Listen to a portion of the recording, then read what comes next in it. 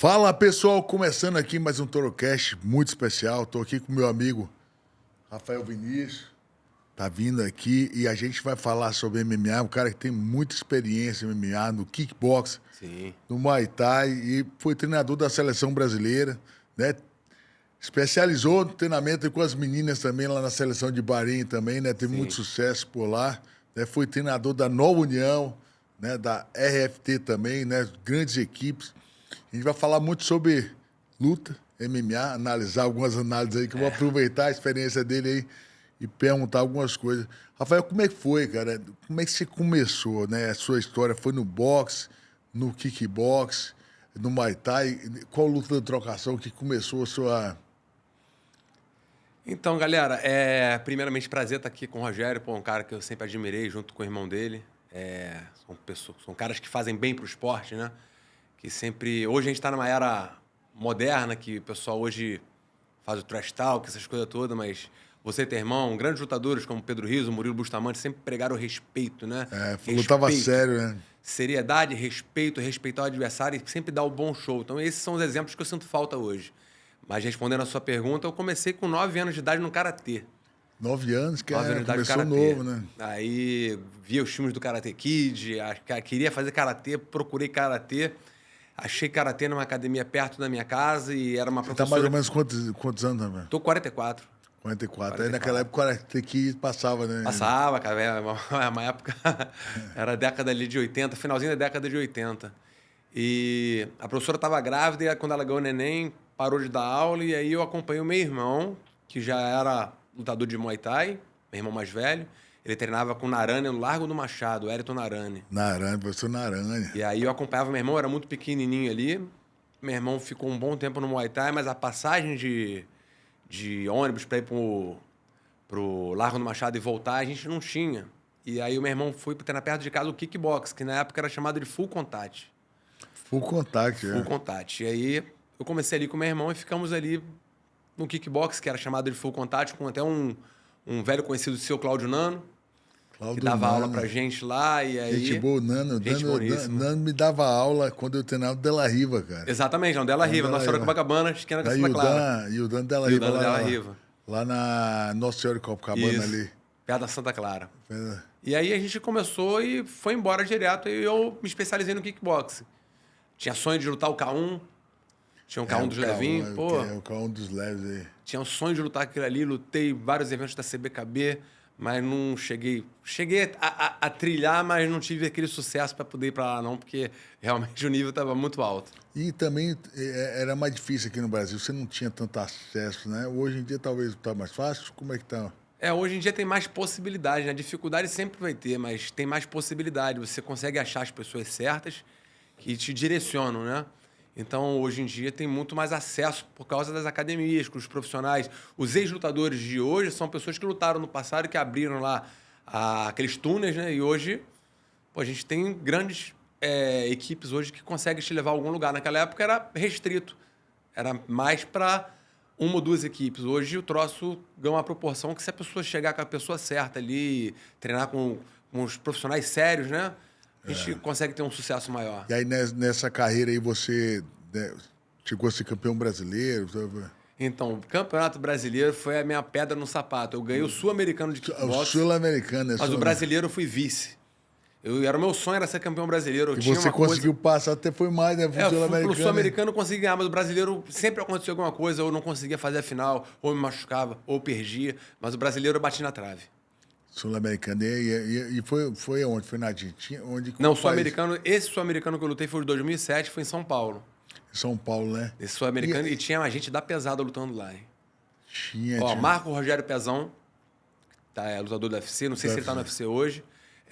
Lutou o Ariel Machado, que é campeão luta no Glory, né? Tá ali, acabou de ganhar um GP agora, final, em cima do Guto Inocente. Tava o Washington, que é uma pedreira, Fernando Nonato, uma galera muito dura. O Nonato tem história até com o Poatan, lutando contra o Poatan. Tinha uma galera muito dura lutando esse brasileiro. Tadeu San Martino. Brasileiro não, o Sul-Americano. Uma galera boa, né? E Poatan, dá uma analisada aí. Como é que é o kickboxer do Poatan? Você que é um cara do kickboxer. E ele é um cara... Ele é extremamente... Né? Eu fiz outro dia, consegui fazer uma movimentação com ele. Eu tava lá. Analisando assim... ele te chama, ele dá um golpe bom, pode você vir, ele vai meter uma mão dura. Então ele fica ali, ó. Ele é um cara muito técnico. Assim, mas você não vê se o cara não. Só quem tá na frente dele pra ver, né? E ali ele vai te chamando pra te meter um golpe. E aí ele fica ali, abaçando a cabeça, você dá um jab, ele sai, joga por cima. Ele é muito contra-golpe, né? O Poatan é um cara completo, inteligente, frio, calculista. Ele é um cara que ele tá num nível absurdo no kickbox. Ele foi campeão de tudo que você possa imaginar no amador. Ele ganhou o brasileiro, ganhou o sul-americano, ganhou o pan-americano. Eu acho que o Mundial ele não ganhou porque ele não lutou, ele não foi pro Mundial, não sei se foi, mas eu acredito que não. Foi pro profissional, fez a escadinha, ganhou o WGP, foi pro Glory, ganhou o Glory, subiu de peso no Glory. Ele é um cara que ele consegue atacar, consegue contra-atacar, mas eu resumo o jogo do Poatan à armadilha. Ele cria a armadilha o tempo inteiro. E você fica o tempo inteiro exposto ali pro cruzado de esquerda dele. Ele dá aquele direto no peito ali para fazer você vir cruzar ou jogar o direto de encontro. Ele tem uma perna esquerda muito precisa. Se você analisar os nocautes dele, de joelhada, de chute, de soco, a maioria dos nocautes é com a mão esquerda e com a perna esquerda. Ou seja, a armadilha dele é tudo trabalhada para a esquerda dele. E ele é um cara que é destro. Eu fico zoando, falando, esse cara é canhoto. Porque Exatamente. essa mão esquerda dele... Já pensei isso também. Mas ele é destro, mas ele cria umas armadilhas, ele é um cara muito preciso, né? Ele é altão e às vezes o pessoal acha que ele é desengonçado. Não, ele joga tudo ali, tem um motivo. Se ele vai jogar na tua perna, ele está visualizando outra coisa. Ele desestabiliza muito a perna dos oponentes, principalmente no MMA, chutando muito a panturrilha. Aquele jab dele no corpo incomoda muito. O jab no rosto incomoda muito. A mão dele é aquela coisa que o falecido Maguila falava, onde bate não nasce mais cabelo. É exatamente aquele ali. Aquele cara ali é um sniper. Aquele cara é um perigo. Ele é um perigoso, né? Ele é um o tempo perigo. todo ele tá jogando o golpe Ele tá jogando ele é um perigo. Ele vai bater e vai acabar. E vai acabar a qualquer momento, ele joga no golpe. O impressionante é que ele faz isso consciente. Tem alguns lutadores que têm um poder de fogo muito grande. Você tem uma experiência danada, já sabe disso. Mas tem lutadores que bate e derruba. Derrick Lewis é um cara com uma aberração. Ele bate e derruba, mas tu vê que ele joga o golpe. Não que ele não tenha técnica, mas ele não é um golpe trabalhado. Ele joga a mão, ele vai pra briga e acerta e derruba. O Poatan não, ele faz tudo premeditado. Então, aquilo dali torna ele muito perigoso, porque ele vai instigando, e quando você acha que vai se dar bem, ele pega, igual ele fez com o Strickland. E é preciso, né? Cruzadinho, né? Pega preciso, ele é muito preciso, né? Muito preciso. Ele é um cara diferenciado, é um cara que merece estar onde está. A última luta dele agora, eu acredito que ele lutou abaixo do que ele pode estar rendendo. Até perguntaram, pô, o que você achou da luta? Eu falei, pô... E é isso que eu ia te perguntar. O que você achou dessa luta? Visivelmente, você vê que o russo não tem a metade da técnica dele. Não. E aí, só que ele deu uma travada ali. Eu não sei o que aconteceu. Não sei se que o russo repetiu 3 mãos, ele fez um plano de contra-golpear em uma, ou talvez não achou de santo, ou talvez até o gás, eu não sei, né? Aí gente fala que ele não tem nuca, que ele não estava em química. Mas com um cara daquele não quer sem treinar, né? Não, o Poatan é um tipo de lutador que, pelo que a gente vê dele nas redes sociais e vê dele o dia a dia dele, né? Ele é um cara que gosta muito de fazer sparring. Ele faz muito sparring. Então, ele é um cara que ele é baseado, o treinamento dele deve ser, a maioria do treinamento dele voltaram para sparring. Voltaram para corpo a corpo, que é uma coisa do kickboxing mesmo, você treinar muito corpo a corpo. Então, o time dele de sparring é muito bom. Aparentemente, parece que ele não estava 100%. Parece que ele devia estar com alguma lesão ali na mão, alguma coisa que ele não estava bem. Mas, falando de estilo de luta, o russo é um cara que ele é muito conhecido pelo antijogo. Tanto é que não é um cara muito querido pela organização. As lutas dele são lutas longas, prolongadas. São um cara que cozinha muito na grade. Mas é um cara muito perigoso. Talvez por esse estilo de jogo... Mas é um trocador também, né? É um cara que pega muito forte, canhoto, né? Pega forte, cria também umas armadilhas. Mas ele tem um nocautão com o Johnny Walker, né? A mão dele é pesada. Ele é um cara que ele tem uma qualidade na trocação boa, mas não é a mesma qualidade do Poatan. Mas o Poatan, ao mesmo tempo que o russo não soltou o 100% dele em pé, porque se soltasse iria cair, o Poatan também não poderia soltar porque ficaria exposto para queda. O Poatan defendeu 11 tentativas de queda, não caiu nenhuma vez. Mas ele teve que lutar um pouco mais recuado. Porque talvez se ele fosse atacar mais, o russo conseguiria derrubar. Então, em questão de estratégia, eu acho que foi uma boa luta para a gente ter uma revanche. Vou dar um exemplo do Shogun com o Lyoto. Foi muita parelha a luta. Né? Lembra do Shogun com o Lyoto? Que fizeram uma luta muito parelha, pessoal. O Shogun ganhou, o Lyoto ganhou. Foi uma luta muito detalhe. Mas quando eles fizeram uma segunda luta, foi uma luta mais franca. Eu acredito que o Poatan com o Ankalaev vai ser uma luta mais franca na próxima. Eles já se conhecem, um já sabe já o que o outro tem de bom. Eu acredito que é muito necessário ter uma luta, porque foi uma luta que dividiu opinião. Tem gente que acha que o Poatan ganhou. Poderia ter. Tem gente que acha que o Ankalaev ganhou. Tem gente que acha que o Ankalaev não fez o suficiente para tirar o cinturão. Do campeão, Tem gente que acha que o Ankalaev fez o suficiente, ele foi um pouco melhor. Então, não foi uma luta conclusiva, ela divide opinião. Então, pro Dana White, ele deve estar rindo à toa, porque ele tem a faca e o queijo na mão para fazer uma revanche e vender a doidada. Imediata até, né? Imediata, porque o cara defendeu o cinturão 3 vezes num período curto, período recorde. E veio também de outro cinturão também. Tá, ligou o cinturão de baixo, aí perdeu para a Adesanya, subiu, porque já estava nitidamente que não estava conseguindo perder o peso com a mesma qualidade. Ganhou o cinturão, fez 3 defesas no período recorde, quebrou o recorde da Honda. E aí lutou com o Ankalaev. Ele é um cara que tá lutando direto. Então acredito que essa revanche vai acontecer e com um final feliz pra gente. Que ele é um cara que... Eu acho que o Poatan ganhando ali o cinturão de novo é bom pro Brasil em termos dos nossos lutadores. Em termos dos nossos lutadores poder ter um espaço um pouco maior. Total. Acho que falta, né, esse cinturão para um cara que tem uma hegemonia, né, de trocação. E até um cara que o brasileiro se identifica, porque começou de baixo. É um cara que começou... Teve os problemas dele com álcool, teve problemas dele... Trabalhava na borracharia. É um cara que... Ele venceu realmente. Ele passou por todos os degraus ali para poder chegar ali. Guerreiro demais, né? E é simples, humilde, né? Simplão. E só tem a ganhar com isso, como eu falei anteriormente. São pessoas que fazem bem pro esporte, como você, teu irmão. Sempre vem à cabeça o Murilo Bustamante, o Pedro Rio. São caras que são exemplos dentro e fora do esporte.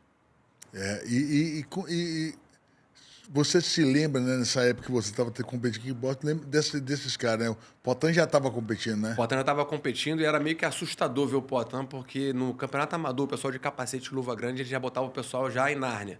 Ele batia, o pessoal caía apagado, era balão de oxigênio. Toda hora que o Poatan lutava, parava tudo, era um silêncio danado, parecia luta no Japão. O pessoal ficava ali porque já sabia que um corpo ia cair. Ele era nesse nível de nocaute, sim? Pô. Nesse nível. Todo mundo já... Nível. E nocauteava uns caras muito duros, né?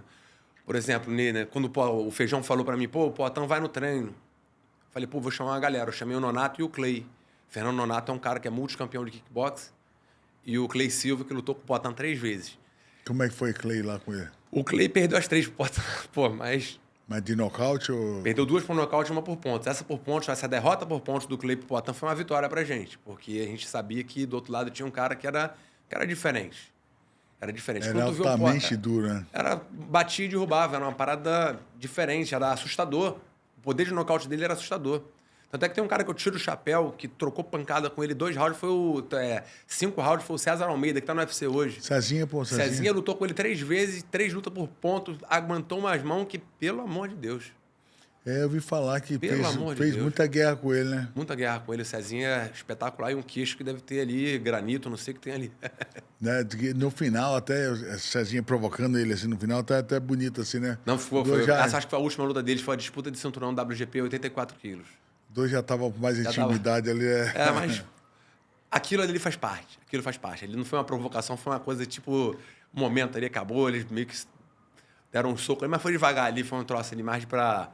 O pessoal achou que era um desentendimento, mas não foi, não. Já tinha um respeito mútuo Já ali, tinha o respeito do outro. É aquele negócio que você sabe muito bem, né? O leão respeita leão, né? O cara sabe quem é e já sabe a dedicação. O leão respeita leão, isso aí não tem jeito. Teve um negócio ali que o cara respeitou ele, né? Respeitou, Então o cara, ele se reconhece, ele sabe que o nível ele tá alto ali pra chegar ali. O Braddock também foi muito duro também no kickbox, né? O Braddock foi muito duro, ele lutava um evento anterior, que era o chamado Demolition. Era um evento em São Paulo que surgiu... Era um grandão, peso pesado, rápido, né? Rápido. Ele fez uma luta com o Guto lá, muito interessante. O Braddock, se eu não me engano, ele nocauteou o Jerônimo Mondragon. Lá no Demolition. Ganhou do Guto, fez uma luta com o Guto parelha, uma luta dura, mas o Braddock foi melhor. O Braddock teve uma carreira no K1. Chegou a passar um tempo com o Pedro aqui no Rio. É um cara muito técnico, né? Eu queria muito ter visto o Braddock migrando para o MMA. Ele fez um camp comigo aí. Fez uns 3 camps comigo, cara. 2013, 2014, 2015. Veio aqui, pô, bati em todo mundo. Mas era diferenciado, era um cara... Pô, era em pé, assim, era preocupação. Todo mundo chegava lá e batia, fazia sparring comigo, com o Rodrigo e com mais outro cara no mesmo dia. Rogério, eu já falei isso uma vez, o pessoal... Acho muito rápido. Acho que não me entendeu, mas eu não quis desmerecer as outras escolas. Mas eu falei que o Brasil, em termos de kickboxing, é nível mundial. É high level, é nível 1. Não deixa nada perder para a Holanda, para a Tailândia. Não deixa perder. O nível é muito alto. Agora, obviamente, o pessoal na Tailândia vai fazer 100% focado para Muay Thai. Hoje está tendo muitos eventos lá de MMA, tem umas equipes de MMA hoje e fazem muito bem, mas eles focam 100% naquilo.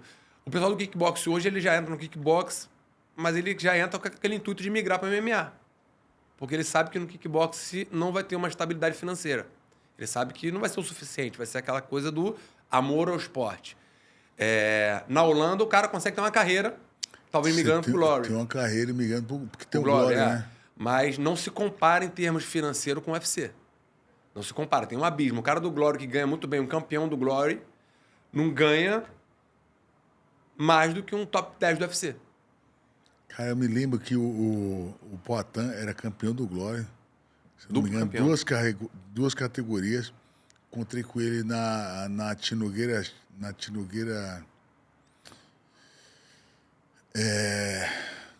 Foi ali perto de Alphaville ali. Aí ele foi e falou assim, cara, olha meu contrato aqui, eu quero ir pro UFC.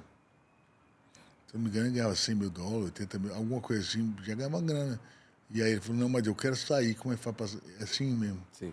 E ele tava doido para ir pro UFC. O cara decidiu, cabeça e, bem, acho que ele pensou, o cara... Ainda mais quando a Adesanya ganhou, aí ele tava com confiança doida. E a história dele com a Adesanya foi bem interessante. Eles lutaram no Glory of Heroes, na China, fizeram uma luta de 5 rounds bem parelha, uma luta dura, uma luta que foi decidida em detalhes, vitória pro Poatan. A Adesanya não aceitou aquele resultado. Teve um Glory of Heroes em São Paulo. E aí eles lutaram, a Adesanya estava muito bem nessa luta, chegou a dar knockdown no Poatan no segundo round. No terceiro, entrou aquela mão esquerda, o Adesanya foi implodido, desabou, balão de oxigênio esticado, não levantava nem... Sério, mano? Apagou. Eu vi que ele tinha caído apagado, mas o Poatan ainda deu um grito pra Não, cima. deu um grito na cara dele ali, mas ele apagou e ficou um tempo apagado. Botaram o balão de oxigênio, ele acordou depois. E dali o Adesanya fez mais umas 2 lutas ou 3 e partiu para MMA e teve aquele sucesso assombroso. Foi um cara que... Então, provavelmente o Poatan é um pesadelo na vida dele. É aquela coisa, né? Apesar do Poatan ter perdido a última, a gente tá falando do mais alto nível de trocação e do mais alto nível... Tá 3-1. Tá falando do mais alto nível de competição. Vamos supor, você vai lutar contra o Dan Henderson. A gente pode ter 10 lutas, você com o Dan Henderson, e pode ter 10 resultados diferentes. Pode ter 10 resultados diferentes. Pode ter uma vitória, uma derrota, um nocaute, uma finalização. Pode ter, é um nível muito alto. Então, é aquela coisa do técnico, do físico, do mental, de bom dia, tudo tem que tá no dia bom, né? Os caras lutaram 4 vezes, não é possível que o cara não ia ganhar uma. Não é possível que o cara não ia ganhar uma. Com 4 vezes lutando, pô, é muita história. Porque, como eu falei, o Poatan Kalaev precisa dessa luta. A gente tem que ver essa luta. Tem até o currículo do outro dia, tá vendo, do Adesanya, se não me engano, 175 lutas, perdeu. Muita luta. E kickbox. Kickbox demais. Pouquíssimas derrotas, né? Pouquíssimas derrotas, perdeu para os caras. Agora, é aquela coisa, né? Você chega num nível tão alto e você passa a ser estudado pelo mundo inteiro. Então, o jogo dele é um jogo que o pessoal já está mapeando o jogo dele há muito tempo. O pessoal já viu como é que faz para ganhar. Então, hoje, não é que fica mais fácil para ganhar dele, mas o acesso hoje ao treinamento para um antijogo em cima dele é maior do que antigamente. É um cara contra-golpeador como o Adesanya, assim como, né, desse nível, você tem que dar sequência. Se você dá um, ele te... Não, né, tipo o Anderson. Tem que ser 3 golpes. Tipo o Anderson. O Anderson jogava uma mão, já induzindo a sua mão para ele jogar 2 ou 3. E falava isso, eu não sei, mas você conviveu com um cara lá, falava que ele falava até no vestiário o que ele iria fazer e repetia aquilo na... Pô, essa luta eu vou terminar com um chute na cara, e falava e fazia. Nível de confiança. Nível de confiança assombroso. Então, o cara, você tem que estar muito rápido e, ao mesmo tempo, já tem que pegar esse time dele. Porque se ele der um contra... Jogou um, ele saiu, jogou outro. Você tem que já jogar 1, 2, 3. É complicado. Não pode só um, só não. É aquela coisa, né? Na teoria, tudo é mais fácil. Na teoria, tudo é mais na fácil, hora né? pra acontecer, né? Eu falo a diferença do comentarista e do técnico. O pra comentarista é o acontecer engenheiro na da hora. obra pronta. Ele vê ali, ele fala o que ele tá vendo e, pô, beleza, vou resolver. O técnico tem que ver antes. Cada luta é um teste. Cada luta é um teste. Você tem que ter muita finta, jogar pra ver o que vem de lá e tal, né? E aí, voltando a falar do Poatan, é o diferencial, que o cara finta, ele joga o golpe falso, ele o golpe real, mas ele tem tanta potência que o golpe falso dele e a finta dele são tão efetivos que ele pode te nocautear com a finta ou com o golpe falso. Que vem de lá, né? O cara e daqui a pouco ele É complicado, ali é... joga um já decide a fatura ali no meio daquele negócio, né? Ali é complicado, ali... Vem cá, me conta como é que foi essa experiência sua. Você bateu lá né? Você ficou na Nova União um tempo, depois você foi pro Bahrein. Como é que surgiu essa ideia de você ir lá treinar, né? Um time feminino no Bahrein? Sim. O Bahrein foi uma coisa inusitada, né? Em 2016, teve a... Não, 2016, teve a Olimpíada do Rio. E através do empresário Thiago Okamura, ele era muito amigo meu, ele falou, pô, o primo do Khabib tá com a seleção do Bahrein de wrestling, que vai competir nas Olimpíadas. Só que eles não queriam ficar eles não queriam treinar lá no Parque Olímpico, eles queriam treinar fora. Se eles poderiam ir na academia treinar. Falei, pô, a academia não é minha. Vou pedir permissão pro Dedé, se o Dedé liberar, pode ir lá. Falei com o Dedé, ele falou, não, vai lá, leva os caras lá pra treinar. Dando aula lá na Eu tava dando aula na Nova União. De trocação, né? De trocação, exatamente. E aí o Eldar foi. Pô, sou amigo do Okamura, a gente se conheceu, apresentamos. Falei, pô, pode vir treinar aqui. Eles usaram o espaço. Aproveitei, pô, o cara desse nível, técnico da seleção do Bahrein de Wrestling, primo do Khabib. Falei, pô, passa um treino aqui pros caras. Ele passou o treino na época pro Leandro Ataíde, Francimar Bodão, pra galera que já tava ali. Pegou uns bizu com um cara muito interessante. Não, Quando acabou o treino... Quem aprendeu, aproveitou, né? Aproveitou, né? Foi uma parada de alto nível, né? Detalhe, né? Tipo assim, é como eu tava falando, não tem nada... A gente não deixa nada a desejar. Mas cada treinador tem um tempero, cada treinador tem um pulo do gato diferente. E isso é bom pra gente poder pegar, porque tem lutador que se encaixa com aquele jogo. É uma troca. O Bodão mesmo é um cara que é grappling, né? Grappling, trocou bem. Fazia um lutador de MMA completo, né? Faz a boa transição. Ele deve ter aproveitado, né? Aproveitou bastante. E aí, quando acabou o treino, o Eldar veio pra me dar dinheiro, né? Falei, cara, eu não posso te cobrar porque a academia não é minha. E o dono da academia liberou de graça. Não, mas eu quero te dar. Eu falei, cara, eu não quero dinheiro, vou me sentir mal. Aí ele falou que, a partir daquele dia, eu virei irmão dele. Você virou meu irmão. Tipo assim, you now is my brother. Eu falei, pô, thank you. Mas, beleza. 2017, surgiu a oportunidade através da CAB, na época, não era nem a Confederação Brasileira de MMA Amador, era a CAB. O Cristiano falou que ia juntar... O pessoal do Mundial da IMAF convidou o Brasil para lutar. E aí fui eu e o Eduardo Pachu, da Tropa Thai, para ser técnico. E levou 3 meninos e uma menina. Eu tava com presente nessa época ali. Da Confederação. A Confederação. E aí foi 3 meninos e uma menina. A menina era a Michelle Oliveira, que treinava comigo. E a Michelle... Quando a gente começou, que montou uma federação lá, Pachu foi e tal. Quem vai levar? Vai o Pachu. Tá. E aí você foi junto e aí a gente até voltou com medalha, foi? Então, a Michelle era minha aluna, treinava ela. Eu falei, pô, Michelle, a gente vai ser campeão disso daí. Vamos trabalhar muito, a gente trabalhou e eu falei com a Michelle. A Michelle era uma lutadora de nível muito alto de jiu-jitsu, competidora. Só que eu falei com ela, vamos trocar pancada com as meninas e fazer elas caírem na armadilha de te agarrar. Nossa estratégia era essa, sair na mão para as meninas tentar agarrar ela e aí entrar o jogo. Primeira luta, a Michelle nocauteou com segundos com mão. Na segunda, ela... Tava com a boa mão, assim, com a mão boa. Ficou com a mão boa, pesada. Pô, como você é baiana, né? Parece que o suquinho lá na Bahia é diferente. Botou a mão, nocauteou na primeira. Brigava atrás do trio, do chiclete de banana. A mão dura. Na segunda luta ganhou por nocaute técnico. Na terceira pegou uma pedreira, ganhou por pontos. E na final ela fez com a menina que hoje foi campeã do Invicta, a Dani McCormack. Que na época era Dani Naylor, que era o nome de solteira. Ela foi campeã e ganhou as 4 lutas e foi a medalha de ouro, né? E aí o Eldar falou, você tem mais meninas igual a essa? Falei, cara, tem um montão, mas que não tá pronta agora. Daqui a mais ou menos 2 anos elas vão estar prontas. Aí ele falou, elas poderiam se naturalizar lutadores do Bahrein e lutar pela nossa seleção? Falei, cara, sim, cara, porque a gente não tem oportunidade. Como é que a gente vai fazer pra lutar? A gente iria. O Brasil nem tinha um time tão completo, não mandava não tinha. Gente. E aí eu falei, pô, tem mais meninas, eu vou preparar elas pra você. Mas 2, 3 anos, em 2 anos, pelo menos uma medalha, 2 traz, mas em 3 anos vai varrer a categoria aí. Eu vou trabalhar elas aqui com tudo. E 2019 a gente foi com 5 meninas, ganhamos um bronze e um ouro. Bronze com a Brena Cardoso, que é campeã do WGP de kickbox. A outra menina foi a Sabrina, que era um da Nova União, ganhou a medalha de ouro. No ano seguinte, por causa da pandemia, não teve, foi para 2021.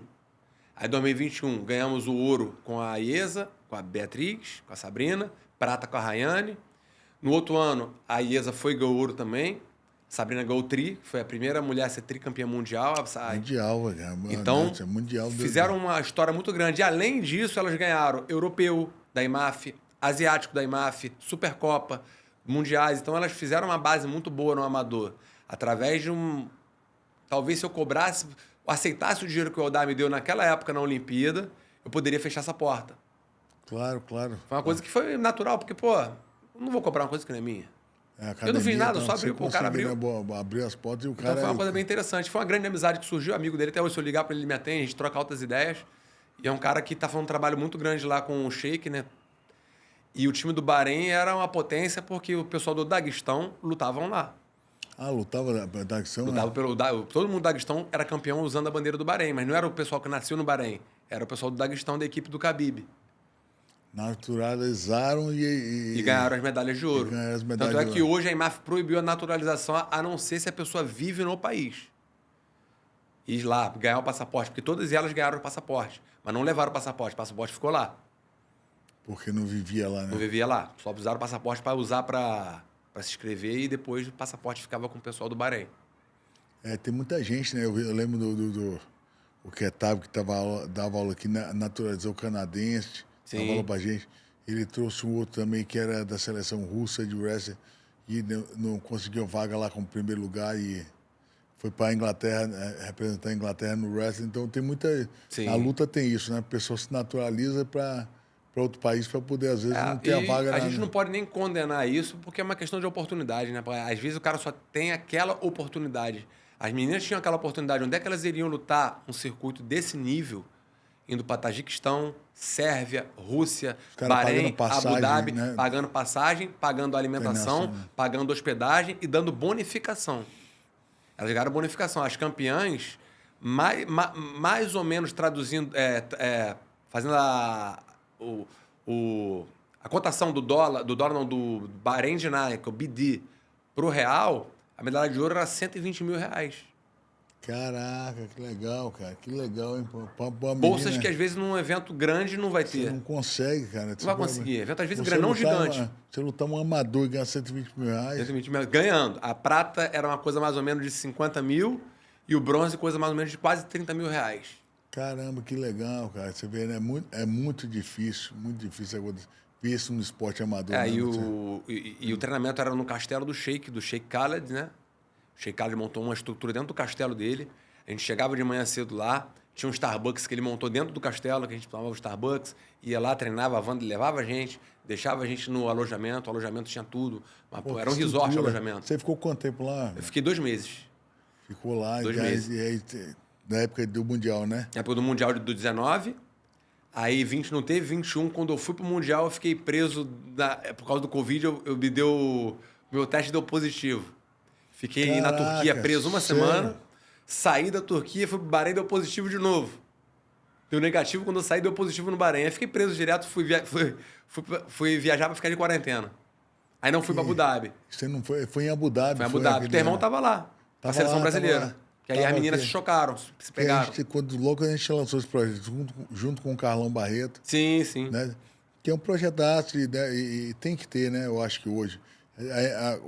O professor está falando na IMAF. A IMAF é o órgão mundial, né? Como se fosse o UFC do amador, né?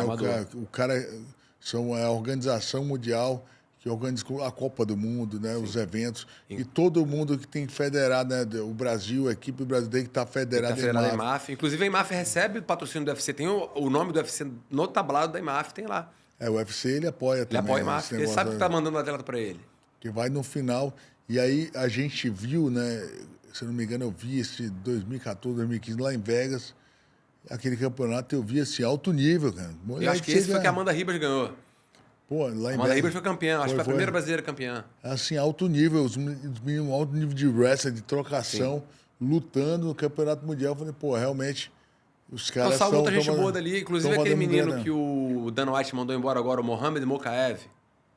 que é daguestão, mas ele vive na Inglaterra, que ele tava 7-8-0 no UFC, venceu o Manuel Cap, mas foi mandado embora por questão de bastidores, questão de problemas internos. Mas era um garoto que estava muito cotado a ser campeão do UFC. Ele veio da IMAF, foi tricampeão mundial, e ele morou com a gente no alojamento. Eu treinei esse menino lá. Pô, esse menino que é o do Pota, como é o nome dele mesmo? É o Magomed Ankalaev. Ankalaev, ele foi da EMAF, pô. Aí eu não sei. Da EMAF, eu acho que foi campeão mundial, se eu não me engano. Provavelmente. Outro dia foi campeão mundial. Provavelmente. Da EMAF, então você vê que a EMAF, ela descobre. Outro dia, cara, foi um menino aqui do Brasil. O Rakhomov foi campeão da IMAF. Esse que tá de 77 quilos, que tá bem cotado para disputar o cinturão do Cazaquistão. Esse Rakhomov, que é duro. Ele foi da IMAF. Ele foi da IMAF, né? Foi da IMAF. A irmã dele também foi da IMAF. A irmã dele, inclusive, lutou com uma aluna minha, a Brena. Fizeram a melhor luta do Mundial. Pararam no centro do cage e trocaram pancada 9 minutos. Lá 3-3. Você vê que o amador aqui no Brasil, como tem pouco ainda de esporte amador, né? Então o cara sai do jiu-jitsu, sai do kickbox e ele vai lá profissionalizar, né? Sim. E aí, como você falou, a questão da competição ela é muito importante. Então aquele menino tá num circuito lutando, faz 100 lutas, 50 lutas, ele se profissionaliza, ele fica muito mais tranquilo, né? A competição tira o peso, né? Com certeza, porque a gente tem as etapas. E quando a gente faz isso de botar o atleta direto no profissional, você já está pulando muita etapa. Então a gente não pode pular as etapas. A gente tem que respeitar as etapas. Pra você tem uma ideia, eu tenho uma menina de 17 anos lá que vai fazer 18 agora esse mês e foi chamada... E eu quero botar ela para lutar naquela regra de luvinha, kickbox de luvinha no SFT. Falei com um cara, ele me ofereceu uma luta muito dura. Eu falei, para essa luta agora eu tô negando. Mas a gente vai pegar essa menina esse ano. Se vai ganhar, vai perder, eu não sei. Mas a gente vai lutar com essa menina, tá no nosso plano de lutar com essa menina esse ano. Mas não pode ser agora. Agora eu vejo chance mínima de vitória. Mas lá na frente eu vejo 50-50, que é o certo. Você entrar numa luta que você tenha as mesmas condições de ganhar que o seu adversário tem. Não entrar com desvantagem ou com alguma coisa de experiência a menos, porque isso daí depois o ringue cobra.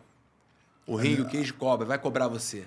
E vai cobrar a mim, que a responsabilidade é minha. De professor, né?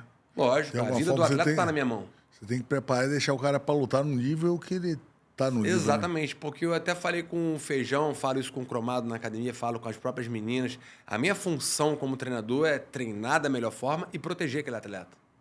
Então eu falei, o dia que eu jogar uma toalha e parar uma luta, eu não fico com raiva, não. Porque eu sei o que eu tô fazendo. Eu não quero fazer isso. Fiz isso pouquíssimas vezes, mas já fiz isso e a menina até brigou comigo. Eu falei, eu fiz isso porque eu tinha que te proteger. Ali não tinha jeito, eu tinha que parar a luta. Você tava vendo que precisava, né? Fizemos o primeiro round que a gente quase nocauteou, no segundo round a gente perdeu, no terceiro round a gente tava perdendo, a menina montou na minha, começou a dar cotovelada, cortou aqui. Pra que eu ia deixar a menina se cortar toda se já ia perder a luta? Pra que se machucar toda? Peguei a toalha e joguei. Você não Porque viu? você fez isso, você que eu falei, cara, isso aqui é um esporte. Eu sei que tem teu orgulho, mexeu mais no orgulho do que nada. Você ia até o final, e eu sei disso, eu joguei porque tu não ia parar. Ia se machucar tudo, né? E tem outras situações também que aí você pode falar, pô, você tá entrando em contradição. A Yasmin Guimarães é uma atleta nossa que disputou o cinturão do LFA no final do ano passado. A garota, no primeiro round, encaixou o armlock nela. Ela não bateu, quebrou o braço. Acabou o round ali. Ela, pelo amor de Deus, bota no lugar, eu não vou desistir. Eu ia parar a luta. Falei, tem certeza? O Cromado, na mesma hora, tava no corner, botou o braço dela no lugar. O árbitro tentou parar a luta, falei, não, o braço dela tá no lugar. Eu falei, Yasmin, eu vou jogar a toalha. Não joga, é minha vida. Se eu ganhar esse cinturão, posso ir pro UFC. Não para a luta. E ela fez 5 rounds. Eu falei com ela, tá bom, eu não vou parar a luta, mas você não reclama do braço. Você pode reclamar de tudo, menos desse braço. Porque eu quero parar. Conclusão, ela fez 5 rounds, ela perdeu a luta, mas ela saiu dali com uma moral, com uma energia, ela contaminou todo o ambiente positivamente com a energia que ela deixou ali, que todo mundo viu que a menina estava sem um braço. Inclusive a adversária que se frustrou, que quebrou o braço dela e a garota continuou. Pô, lutar sem um braço. Cara, foi terrível, mas da mesma forma que foi agoniante, dá um orgulho danado de ter um atleta desse na mão. Porque eu não joguei a toalha, porque ali ela poderia ter uma coisa muito grande e eu não queria ser o responsável. Mas eu fiquei com o coração apertado ali. Eu falei, pô, será que eu tô falando... A gente fica se questionando também. Uma responsabilidade do treinador, ela é muito grande, né, cara? Ela é muito grande ali de você deixar o atleta se machucar. Porque, na verdade, o cara tá indo. O atleta vai. E o treinador, o atleta respeita o treinador. Se o treinador falar vai, pô, você vai. O cara tá indo, o cara vai, né? Não vai desistir. Não vai desistir, pô. Vai e, pô... E aquela coisa, né? O camp já é muito duro. O processo para chegar lá é muito duro. Você conta no dedo, às vezes, que você mesmo, quando foi atleta, lutou e você esteve 100% fisicamente, sem nenhuma lesão. Você conta no dedo. Pô, qual foi a vez que você lutou? Todas as vezes que você for analisar, mas se não foi todas, pelo menos 90% você estava lesionado com alguma coisa e mesmo assim você foi respeitar o contrato. Vai respeitar o contrato, Então, pô, a gente já sabe como é que é. Então, ter uma lesão na hora ainda é pior ainda, porque mexe no psicológico, mexe na estratégia da luta, mexe em tudo. E o treinador, você tem que, né? O máximo você pode deixar o cara 100% ali no dia da luta, mas na hora que machucou na luta... Machucou na luta, eu falei, você consegue ficar de canto e jogar jab? Porque a gente perdeu o jab. E o jab era fundamental para essa luta, para manter a distância da menina, que a menina era uma judoca de nível olímpico, foi medalha de bronze até nas Olimpíadas que teve aqui no Brasil. E como é que ela machucou o braço, velho? O lance foi no primeiro round, a Yasmin quedou ela, a garota segurou na grade para não cair, e durante essa tentativa de queda, ela segurou na grade, ela conseguiu reverter e ficar por cima. Dali ela foi para a posição do judô, que é o armlock, que eles chamam, acho que é Jujigatami, né? Ela foi e levou o braço, só que a gente sabia que a Yasmin não ia bater. A Yasmin é aquele tipo de lutadora que ou vai dormir se tomar um estrangulamento ou vai quebrar um braço, uma perna, mas não vai bater. Rapaz, fiquei curioso aqui agora, fiquei bolado. Peraí, deixa eu só... Eu vou fazer uma pesquisa aqui agora, ao vivo. Como é que é o nome do cara? Ankalaev, né? Magomed Ankalaev. Peraí, vamos lá. Eu acho que eu tinha visto isso aqui, rapaz, outro dia.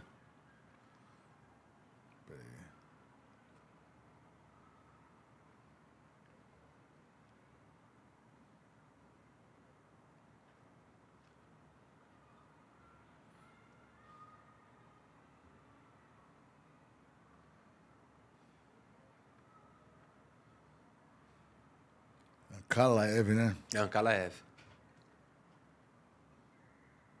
Ankalaev.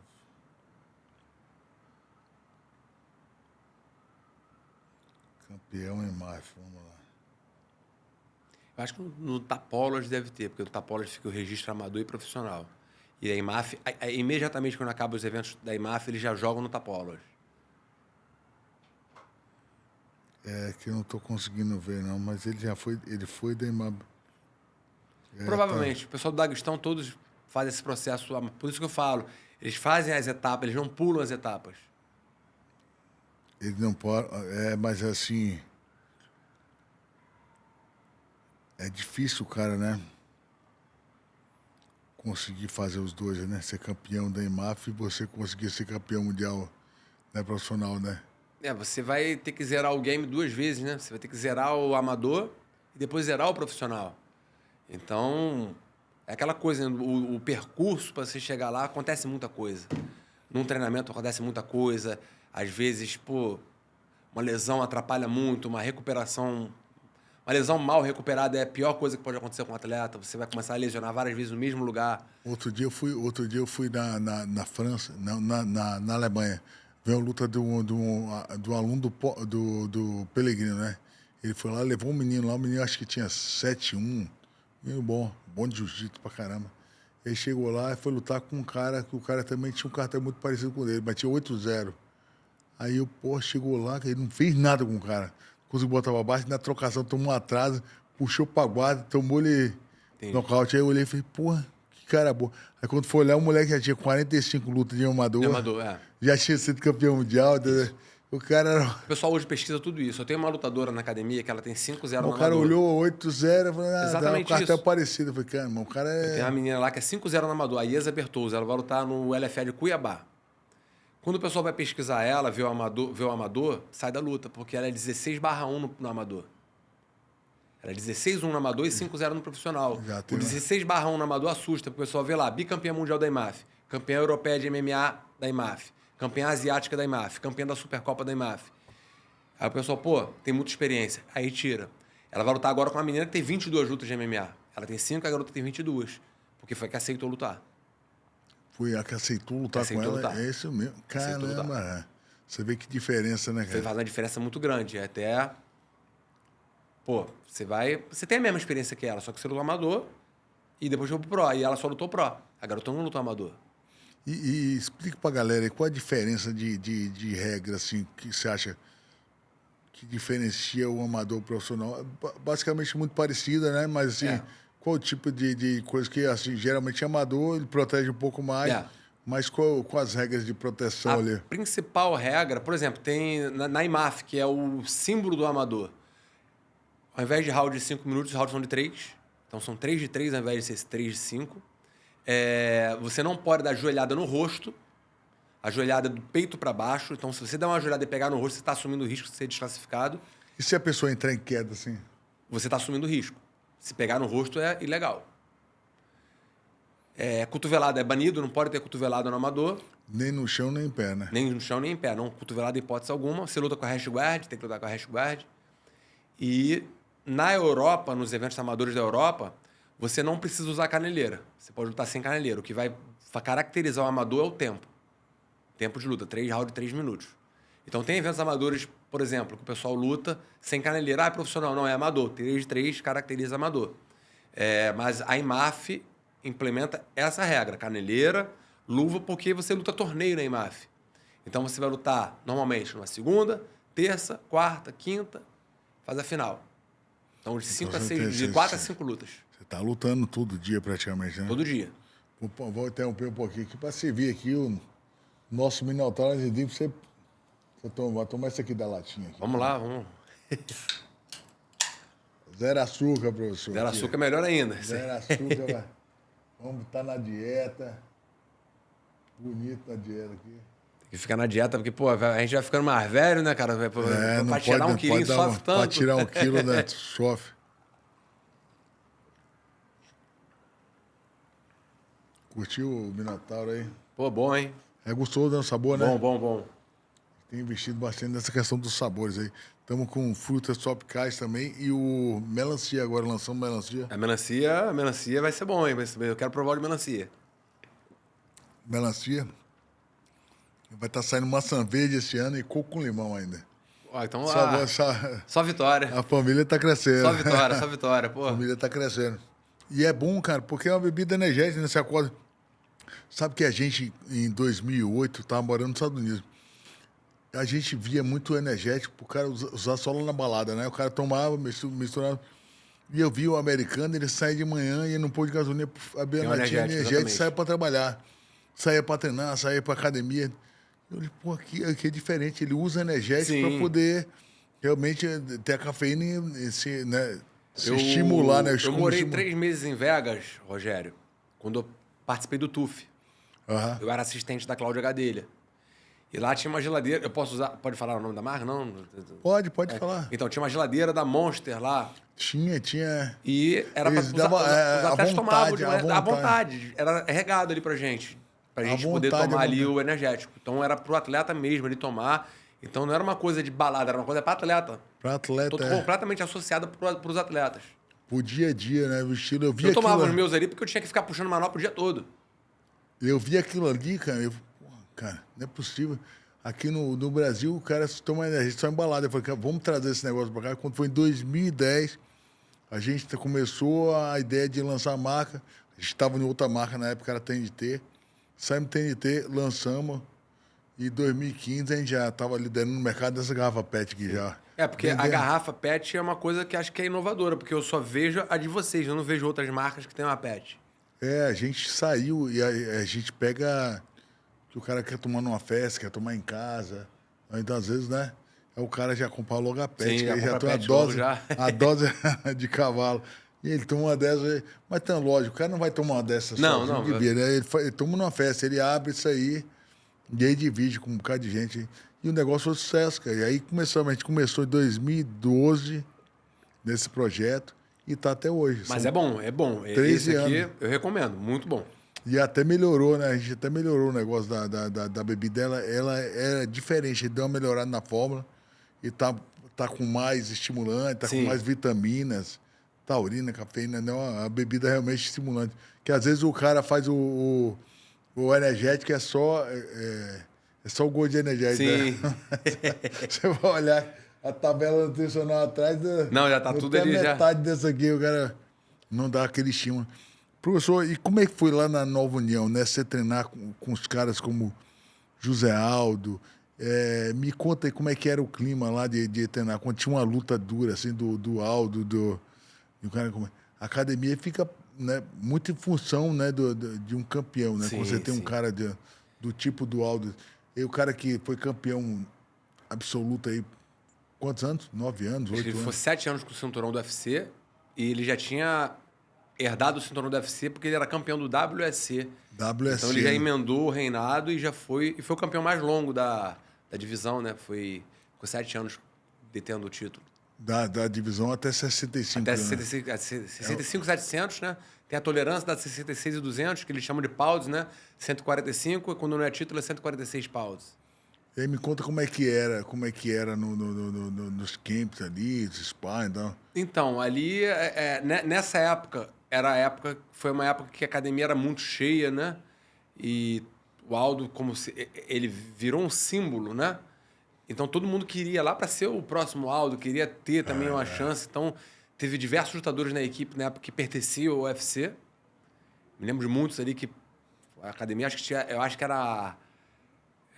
se não era que tinha mais atletas no UFC do Brasil, era uma das que tinham mais atletas no UFC. E ali a gente ganhou muita experiência ali, porque, pô, teve intercâmbio de trazer a Andy Sauer para ajudar no camp Andy dele. Sauer, do kickbox, casca grossa. Casca grossíssima. Fiquei na casa do Andy Sauer quando fui na Holanda pra luta do Bodão. Cara, super humilde, super simples. Gente boa também, Gente né? boa, sabe muito, muito, muito de kickbox. Gosta do Brasil, né? Eu gosto do Brasil, ficou viciado em açaí. Andy Acabava o Sauer. treino e ia tomar açaí num... Ele lutava de calça leg, Ele né? tava de calça porque ele tinha um contrato com um evento chamado shootboxing. Esse shootboxing era um evento caracterizado de ter a calça, você tinha que lutar com a calça. E aí ele lutava o K1 com a calça. Eu só perguntava por quê, que se era para amenizar pancadas. Não, ele falava, não, eu tenho patrocínio com a shootboxing. Aí tinha que Ele lutar falava, era o patrocínio que ele tinha. E sempre usava, era diferente. calça, Era o único que não era o usava o único que usava de calção de calça. Muay Thai ali no calção de kickbox. Lutava Né? na calça leg. A calça leg, pô, batia pra caramba. Batia né? muito rápido, muito volume, né?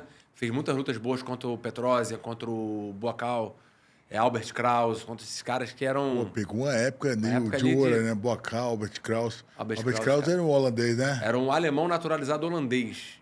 Eu lembro E dele esse cara também. foi o primeiro campeão do evento do K1 World Max, que era o de 70 quilos. De 70 quilos, né? E tinha o Masato também, que era um japonês encardido demais. Massato eu lembro, Masato cara. Kobayashi. O Massato pegou esses caras todos também. Masato foi bicampeão também, ganhou do Boacal, no auge do Boacal. Brabíssimo. Mas se eu não me engano, quem pegou ele mesmo, ele foi o Bacal, né? Daquelas ponteiras na cara ali, Massato. Teve até uma vitória do Bacal com ele. Ou foi o Albert Kraus que tirou o reinado do Massato ali? Quem tirou o reinado do Masato foi o Andy Sauer. Andy Sauer. O Andy Sauer era pedra no sapato do Masato. Tanto é que quando o Masato ganhou do Sauer, ele falou que ele tinha, tipo assim, finalizei agora a minha carreira, tá tudo certo. Porque ele ganhava de todo mundo, mas quando chegava no Sauer ele perdia. Agora me conta aqui, né, pessoal que está em casa, qual é a diferença do kickbox, Muay Thai? O Muay Thai é famoso aqui no Brasil. Todo mundo quer treinar Muay Thai, Sim. academia de Muay Thai, mulherada só fala de Muay Thai. E o kickbox é uma luta também tão boa quanto, Sim. até muito técnica também e tal. Qual é a diferença nos estilos, se você fosse falar assim, o estilo? Estilo de postura, execução de golpe, são lutas completamente diferentes.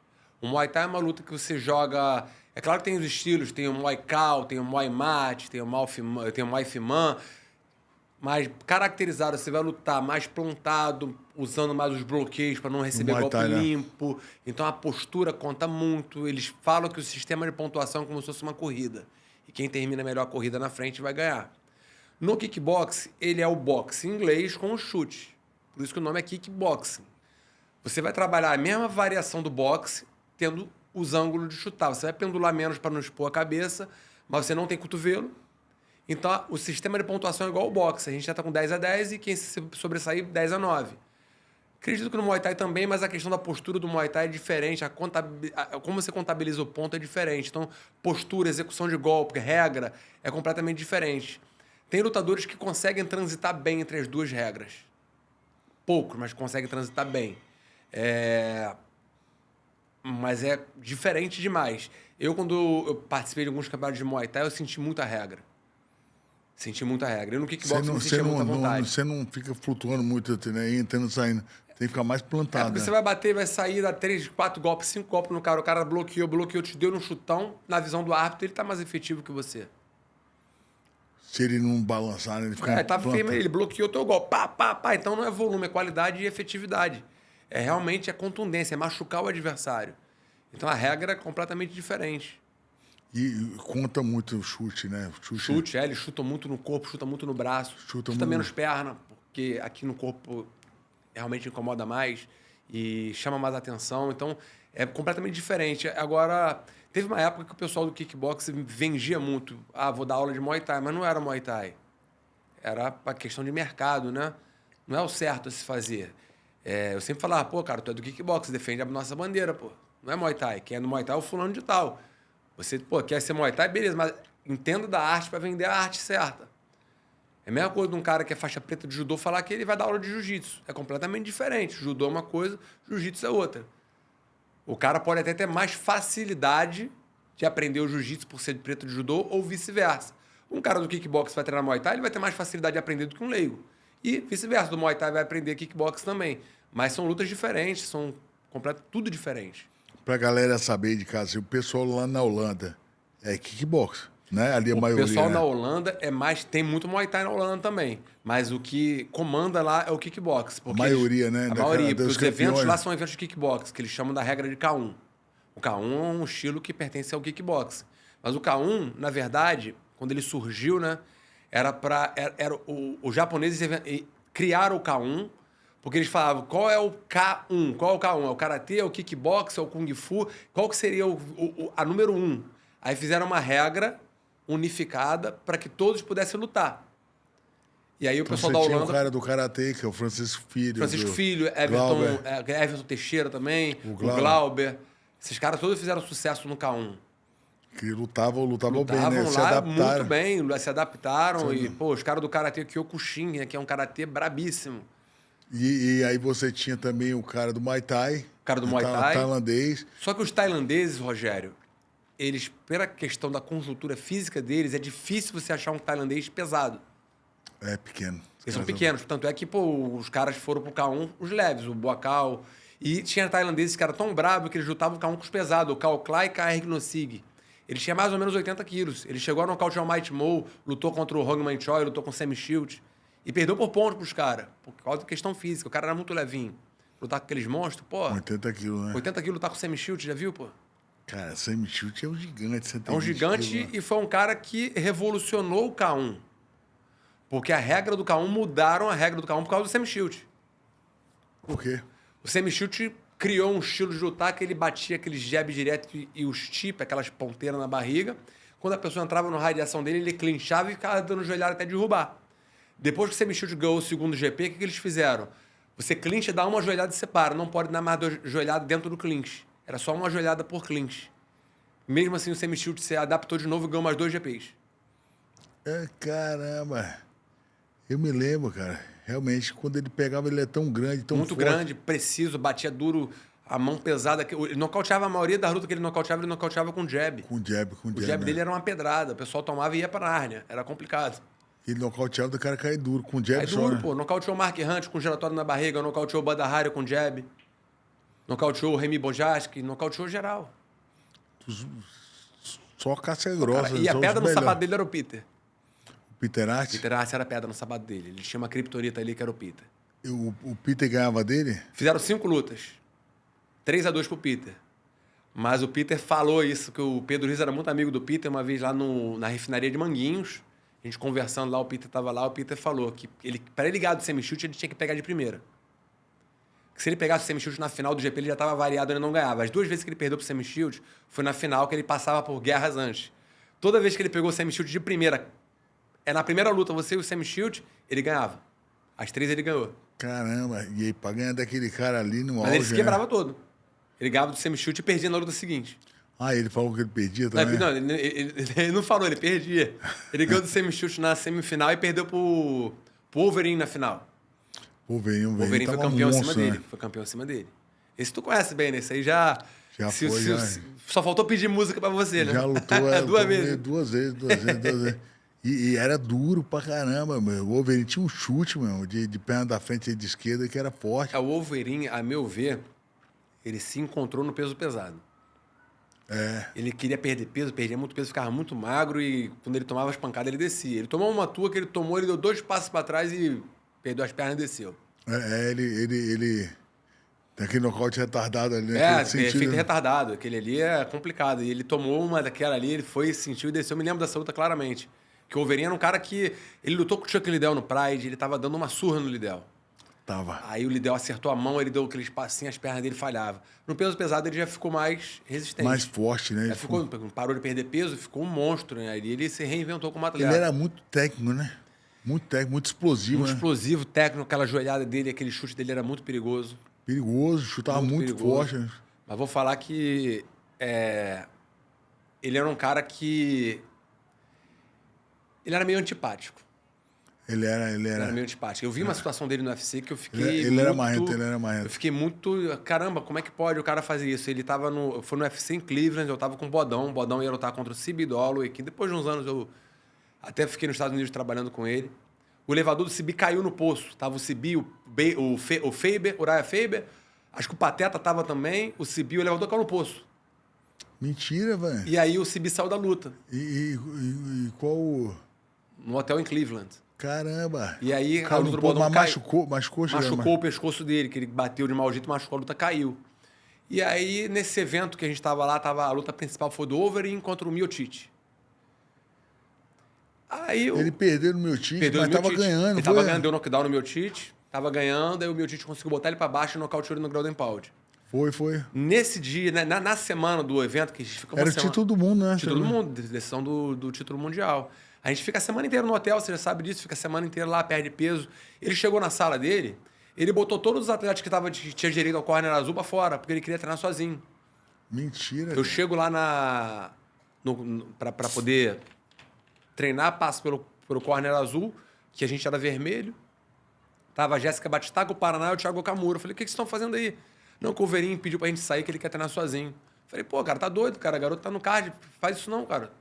Tem que entrar lá, esse cara não tem esse direito de fazer isso. Ele botou pra fora.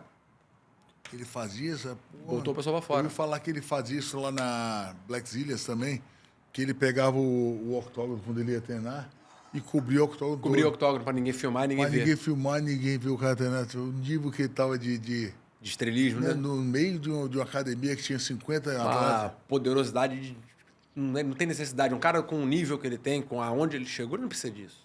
Não precisava fazer isso. Porque o acesso hoje é fácil. Eu tenho acesso, vou ver a luta do cara, a luta tá aí. Na internet, todo mundo filma. A luta tá aí, pô. A luta tá aí, pô. Eu vi o que o John Jones faz. Beleza, vai lá lutar com ele, ganha dele lá, porra. Tá tudo aí, tá tudo aí, pô. Você vê, agora vai lá, pô. É claro que tem treinamentos que a gente tem que fazer, tem elementos que a gente tem que fazer. Beleza, mas não precisa tampar o octógono. Vai com um horário que a academia fica disponível pra você, pô. Que o cara na hora ali vai... É até constrangedor, o ambiente fica pesado. Não, vai tirar o cara, todo mundo querendo treinar na semana da luta. O ambiente fica pesado, fica uma parada pesada, você começa a gerar uma negatividade pra você que você não precisa daquilo. Pô, não sabia que ele tava fazendo isso, não. Pra você ver o nível que o cara foi chegando, né? Chegando ali, foi complicado. Isso é ruim, né? Pô, o atleta, às vezes, ele tá numa academia, num ambiente que ele coloca uma dessa, e depois todo mundo já cria uma resistência contra a pessoa. Já cria uma antipatia, né? E aí, de alguma forma, eu vejo assim, você tá numa academia, mas aquilo ali é uma empresa, né? Você vai trabalhar todo dia, aquilo ali é sua profissão. Se você fez uma dessa, na segunda vez, nego não engole. O professor, então... Não engole. E outra coisa que, isso aí você, como já foi um atleta de alto nível mundial, sabe. Todo mundo na luta precisa de todo mundo. Todo mundo precisa de todo mundo. Você viveu a época de ouro, que pra mim foi a melhor época do MMA, que foi aquela época do Pride. Aquela época ali foi uma época que a gente virava a noite vendo as lutas ali, porque era mágico. O troço, a entrada era diferente, a hora que vocês lutavam era diferente, porque era aquele silêncio, era aquela coisa do respeito, dava um golpe, o pessoal, depois voltava ao silêncio de novo. Tinha o tema da vitória, quando acabava, você ganhava, tinha a musiquinha. A musiquinha, né? A musiquinha, estilo quando o Senna ganhava uma corrida, tinha a musiquinha da vitória ali, que, pô, era maneiríssimo aquilo. Pô, era uma época diferente aquilo dali, né? Então, pô, samurais, vocês eram samurais, aquela ali era uma época que todo mundo precisava de todo mundo. Quantas vezes você deve ter precisado do Paulão, do Arona, do Murilo, do teu irmão, do Minotauro? Quantas vezes era Kempis adaptado ali? Pô, Aí você vai gerar uma antipatia dentro do time. Pô, vou fechar aqui. Pô, como é que você vai fazer isso? Você tem que agregar, abraçar e não diminuir. De tirar, se fosse só assim... Pô, essa situação não é pra você, mas ele fazia isso na academia. Na academia, Eu pô. sabia que ele fazia isso na Black Sea. No dia dele, ele fechava o octógono de curtir um cortininha no octógono pra ele treinar e ninguém ver. Ninguém vê. Porque ele achava que se um dia alguém saísse da equipe, ia lutar contra ele, não sabia. O que acontece? Isso daí acontece. Hoje tomou uma proporção que hoje você pode estar treinando com uma pessoa na academia que amanhã essa pessoa pode lutar contra você. Isso acontece. A coisa hoje cresceu. Tem gente que vê isso com maus olhos, tem gente que vê isso como profissão. Mas se a gente for analisar o crescimento do esporte hoje, tem lutas que, pô, o cara vai oferecer uma quantia para você que é irrecusável. Não vou criticar. Eu não lutaria com um cara que eu considero um irmão. Eu não lutaria. Mas hoje mudou o conceito. Hoje os lutadores de hoje eles são diferentes daquela época do Pride. São diferentes. Hoje mudou a concepção. Antigamente o cara era samurai. Hoje o cara não é dito por mim, é dito pelos bastidores. Hoje o cara tem que ser 30% lutador e 70% conteúdo, o que ele vende, o que ele fala, o que ele veste. O marketing. Então tem muita gente que pula na frente do outro. Às vezes não é nem o melhor atleta, mas ele se vende melhor. E ele vai estar lá. Isso é uma coisa que, a meu ver, eu ainda sou muito daquela época da arte marcial. Você vai entrar no tatame, você respeita o tatame, você cumprimenta todo mundo, você sai, você cumprimenta todo mundo. Eu sou dessa época. Mas a gente vê que hoje é um business. Hoje a pessoa pode viver da luta. Se a pessoa tiver um bom direcionamento, um bom assessor, uma pessoa que entende de bastidor, e ela fizer o papel dela dentro do cage, que é o mais importante, eu acredito que a pessoa consegue viver da luta muito bem. Mas... como é que está o seu trabalho ali que você está fazendo ali na academia ali do Feijão, na Strike? Foi tipo... Eu já conheço o Feijão já de mais tempo, porque o Feijão... Você estava na frente ali, de vários treinos ali.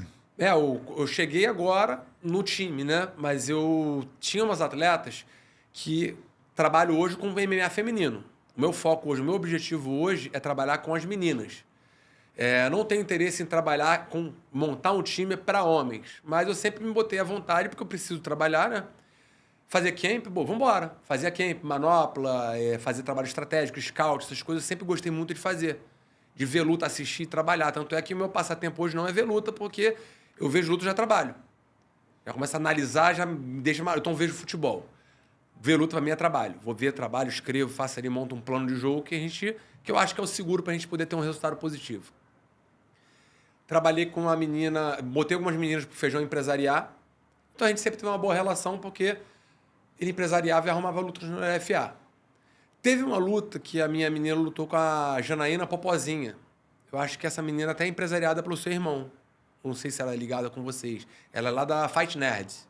A Jana, do Minotauro Angidrinho. Sim. Ela lutou e a minha menina venceu ela. Casca grossa também, a Jana é muito boa. A Jana é muito boa. E foi uma luta que a gente ficou bem tenso com essa luta, então a gente levou muito a sério. Por quê? Ela estava na Fight Nerds, então a gente já sabe que vindo da Fight Nerds não vai vir... Os caras estão de bobeira, Os caras não estão de bobeira. Os caras estão... É uma equipe hoje que entendeu que o MMA hoje não é só lutar. Você vê que a postura dos caras da Fight Nerds, eles se comportam como os americanos se comportam.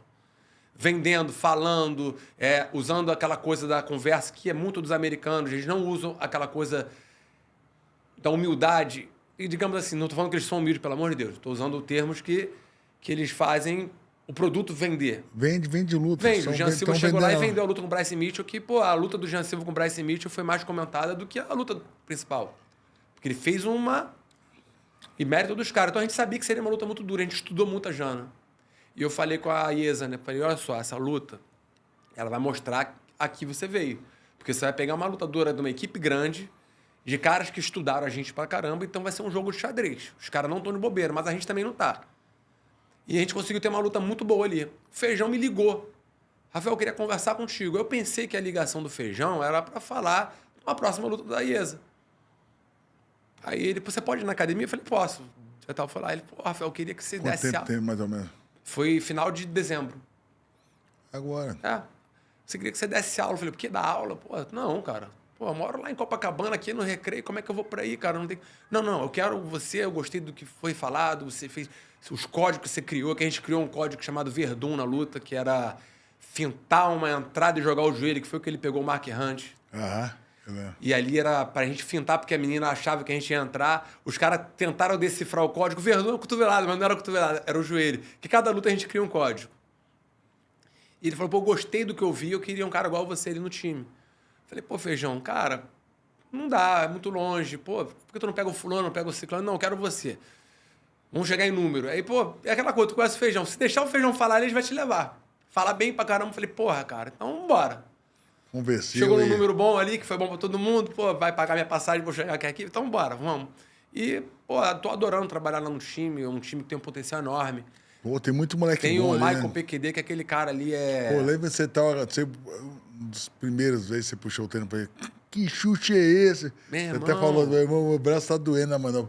O cara é Doendo um, pra caramba. cara, O Feijão meu me deu irmão, um negócio pra passar no braço que tá até não foi acabando. aquele... Pô, das primeiras vezes que você puxou pra ele mesmo ali, final do Pra ano. ele, pra Gabi Ele Fujimoto, pro começou a Jonas chutar, Villarino. você olhou pra mim e falou, que chute é esse, pô? Você tem uma ideia da potência do chute desse cara? Difícil você ver um atleta chutar desse jeito, você falou pra mim. Ô, Rogério, pra você ter uma ideia, o Murilo Adriano deu um congresso de Muay Thai aqui no Rio, há pouco tempo atrás. E aí teve um cara que era faixa preta do Murilo que tava lá, ele, vem cá, Rafael, você não se incomoda não? Eu quero te dar um presente, que eu tô vendo que tu tá sofrendo aí. O cara me deu uma manopla, que foi a manopla que salvou minha vida. Falei, pô, com essa manopla que eu falei, pô, agora pode vir, PQD, bate. Agora tá de boa. Falei, cara, eu te devo meu braço, mano. O cara, não, fica batu. Falei, pô, sério, tá me dando de presente? Tô, meu irmão, tu vai morrer se ficar com esse cara aí, com essa manopla. Manopla perfeita.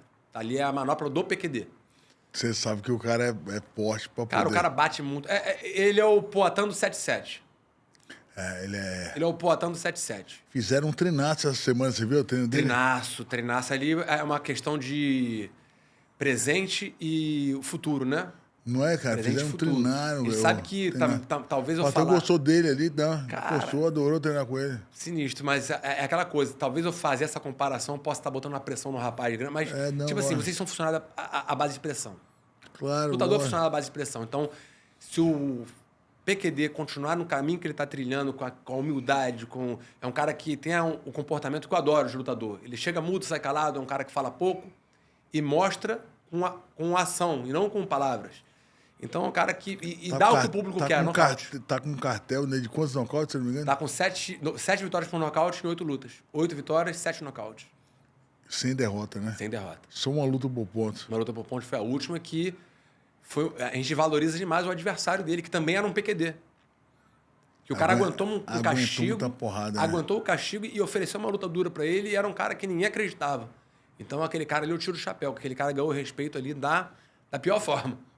Aguentou o castigo, né? porrada. Foi quando essa luta dele? Foi no LFA e tem... Talvez setembro do ano passado, por aí. Setembro do ano passado, Talvez né? agosto, setembro, por aí. Não tá vindo na memória. E Jean Silva, cara. Fala um pouco de Jean Silva. Jean Silva também é um monstro, moleque, né? É aquela coisa que a gente falou, a Fight Nerds entendeu que o jogo ele funciona dentro e fora. Os caras entenderam. Os caras têm talento, os caras são capacitados ao extremo. Tem 4 lutadores ali que você pode visualizar esses caras como futuros campeões, que é o Borralho, Atenção, Borralho. o Prat, o Ruff e o Jean Silva. Esses caras são diferenciados. Se vai ser campeão ou não... Timaço, né? Timaço, é uma seleção Os mundial. quatro, né? E os 4 fazem estourando uma UFC. venda de lutas ali que quem está assessorando esses caras é muito inteligente. Então, o Caio. Caio Borralho, que, pô... a gente está numa categoria muito difícil dele, que tem o Duplessis, tem o Shimaev, mas o Borralho eu não vejo ele deixando a desejar em nada. Ele pode perder para os caras, mas ele vai vender caro e ele tem grande condição de ganhar. Eu acho que ele ganha duplex, eu acho. É a luta muito equilibrada. É muito equilibrada. Pode ganhar e pode perder, porque se Duplessis é um cara chato. O Shimaev, né, o risco é ele tomar a queda do Shimaev, né? Tomar queda. Eu acredito que o Shimaev... Boxeando, eu acho que ele tá boxeando mais. O Caio boxeia melhor. O boxe é melhor que o Shimaev. O Caio tinha que assistir muito a luta do Shimaev com o Durinho. O Durinho levou o Shimaev ao limite dele ali. O Durinho fez uma luta sensacional. Acelerou demais o Sensacional. Foi uma derrota no papel, mas uma vitória moral. Acelerou o Shimaev sentiu, você viu? Sentiu, foi levado para a profundidade que ele não estava acostumado. É a mesma coisa quando o John Jones sentiu perigo a primeira vez quando lutou com o Gustavo, que ele sangrou, que ele foi quedado. Você vê que o semblante muda. Eu até falo isso muito com os atletas. Toda luta é luta dura. Não tem luta fácil. Por quê? Quando a gente fala, às vezes, que a luta vai ser mais tranquila e a luta se torna um inferno durante a luta, isso frustra. Quando você entra para uma batalha sabendo que vai ser um inferno e não é tão duro assim, você fica, pô, peraí, meu treinamento foi pior do que isso aqui, eu dou mais. Então, toda luta é dura. Saber que você tinha mais para dar, né? Exatamente. Então, o Chimaev ali, ele pensou, talvez, que o Durin, por ser um cara que era de 70, subiu para lutar com ele. E, esse cara eu vou ganhar. E quando ele viu que o cara não estava respeitando ele, que o cara mordeu o protetor, e você botar o Durin para baixo também é uma faca de dois gumes. É um cara de nível mundial de jiu-jitsu que, porra, é um cara que, se tu piscar, ele vai te levar. E aí? Se correr, o bicho pega, se ficar, o bicho come. E ele tomou um atraso que ele dava uma, tomava duas, né? O cara não respeitou. O Durin entrou ali. Parece que o espírito do Durin para aquela luta era o seguinte: eu vou jogar água no teu chope, vou estragar a tua festa. Eu sou a escolha errada para você. Parece que era isso. Ele entrou com esse espírito. Foi a luta mais dura que o Chimaev teve, né? Foi mais dura. Ele lutou duro também com o Usman, foi duro também. Que o Usman carrega também o mesmo estilo do dele, de wrestling, né? Mas ele se sobressaiu botando para baixo. Mas o Chimaev, se você analisar as lutas dele, ele tem uma queda de rendimento durante a luta. Ele começa bem, a luta vai se prolongando, ele vai caindo no nível. Uma luta dele de 5 rounds com o Caio... Eu ouvi falar com os russos, né? Que morrem no gás, assim. Eles vão... mas... depende, por exemplo... Não são todos, mas eles não... Não são todos, não. O Makhachev e o Khabib, eu acho que eles têm um condicionamento muito bom. É diferente. Eles têm um condicionamento muito bom. Inclusive, quando eu estive lá com o Khabib, com o Eldar, o Islam tava lá, né? E eu tava vendo o Islam treinando, agarrando, eu falei pro Eldar, vocês não se cansam de fazer esse jogo, não? O Eldar respondeu assim: a gente se cansa na trocação. Agora, a hora do grappling, a hora de botar para baixo, é a hora que a gente descansa. A gente descansa, controla e desgasta o cara. Falei, caramba, fez o jogo na... O jogo deles é adaptado para aquela situação. Para aquela situação, né?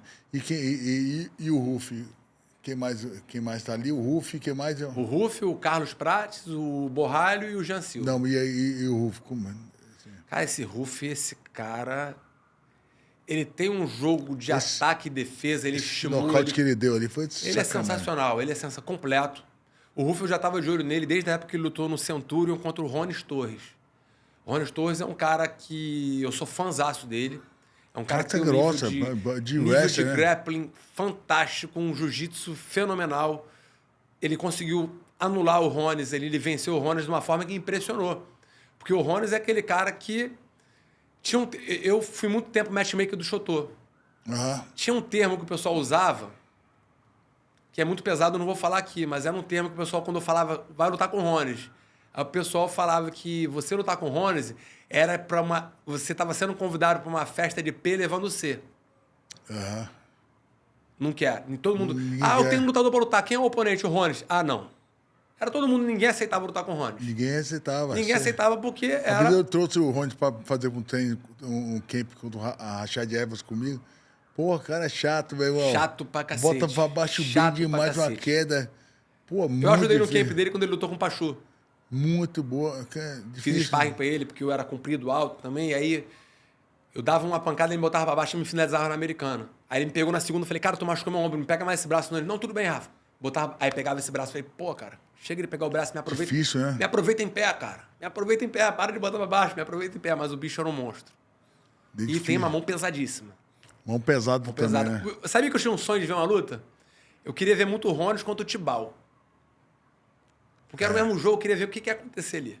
Dois caras bons. Dois caras fortes para 70 quilos, truncado, com o mesmo jogo. Aquela luta seria uma luta bem interessante. Seria André Galvão e Toquinho, que foi em Abu Dhabi, só que no MMA. É difícil. Essa luta do André Galvão com o Toquinho também foi um lutaço. Foi um lutaço, né? Foi um lutaço. Aquela luta ali foi um lutaço. O Carlos Prates, velho? Carlos Prates vai ter uma luta agora contra aquele Ian Gary, né? Que tá lá com o Diego Lima. É um cara que tem só uma derrota, perdeu pro Rakhomov, mas ganhou o Michael Venom Page na penúltima, perdeu pro Rakhomov. É um cara que vai criar problemas pro Prates. Dependendo de como o Prates se portar nessa luta, se ele passar por essa luta, acredito que ele vai ficar na cara do gol para ser o próximo desafiante ao cinturão. Mas ele tem uma... Por ter muita luta de Muay Thai na Tailândia e tal, muita luta dura ali. Muita luta. Tá numa equipe que, tipo... caras são muito estrategistas. O comportamento do pessoal da Fight Nerds é uma coisa que é interessante, porque eles montam a estratégia, mas eles montam o comportamento da luta, o comportamento da entrevista, tudo que eles fazem ali é calculado. Tudo, a fala, o que ele vai dizer na coletiva de imprensa, o que ele vai falar para ir para a internet. Então dá para ver que está sendo muito bem assessorado. É uma equipe que o pessoal tem que se inspirar positivamente, porque está sendo bem assessorada, está sendo bem dirigida e o sucesso deles não é por acaso. Quando a gente vê alguma coisa fazendo sucesso, não é por acaso. Está tendo um trabalho ali muito forte ali, de uma pessoa muito inteligente ali para poder direcionar 4 diamantes e esses caras estão melhorando.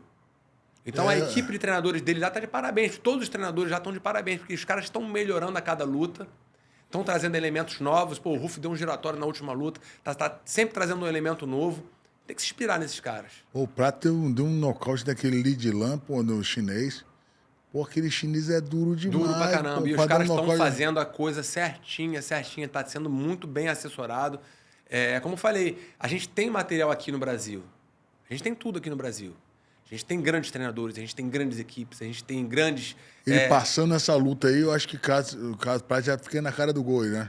Se ele nocautear o Ian Gary, que é uma coisa muito difícil, mas que é difícil, que o cara é muito bom também.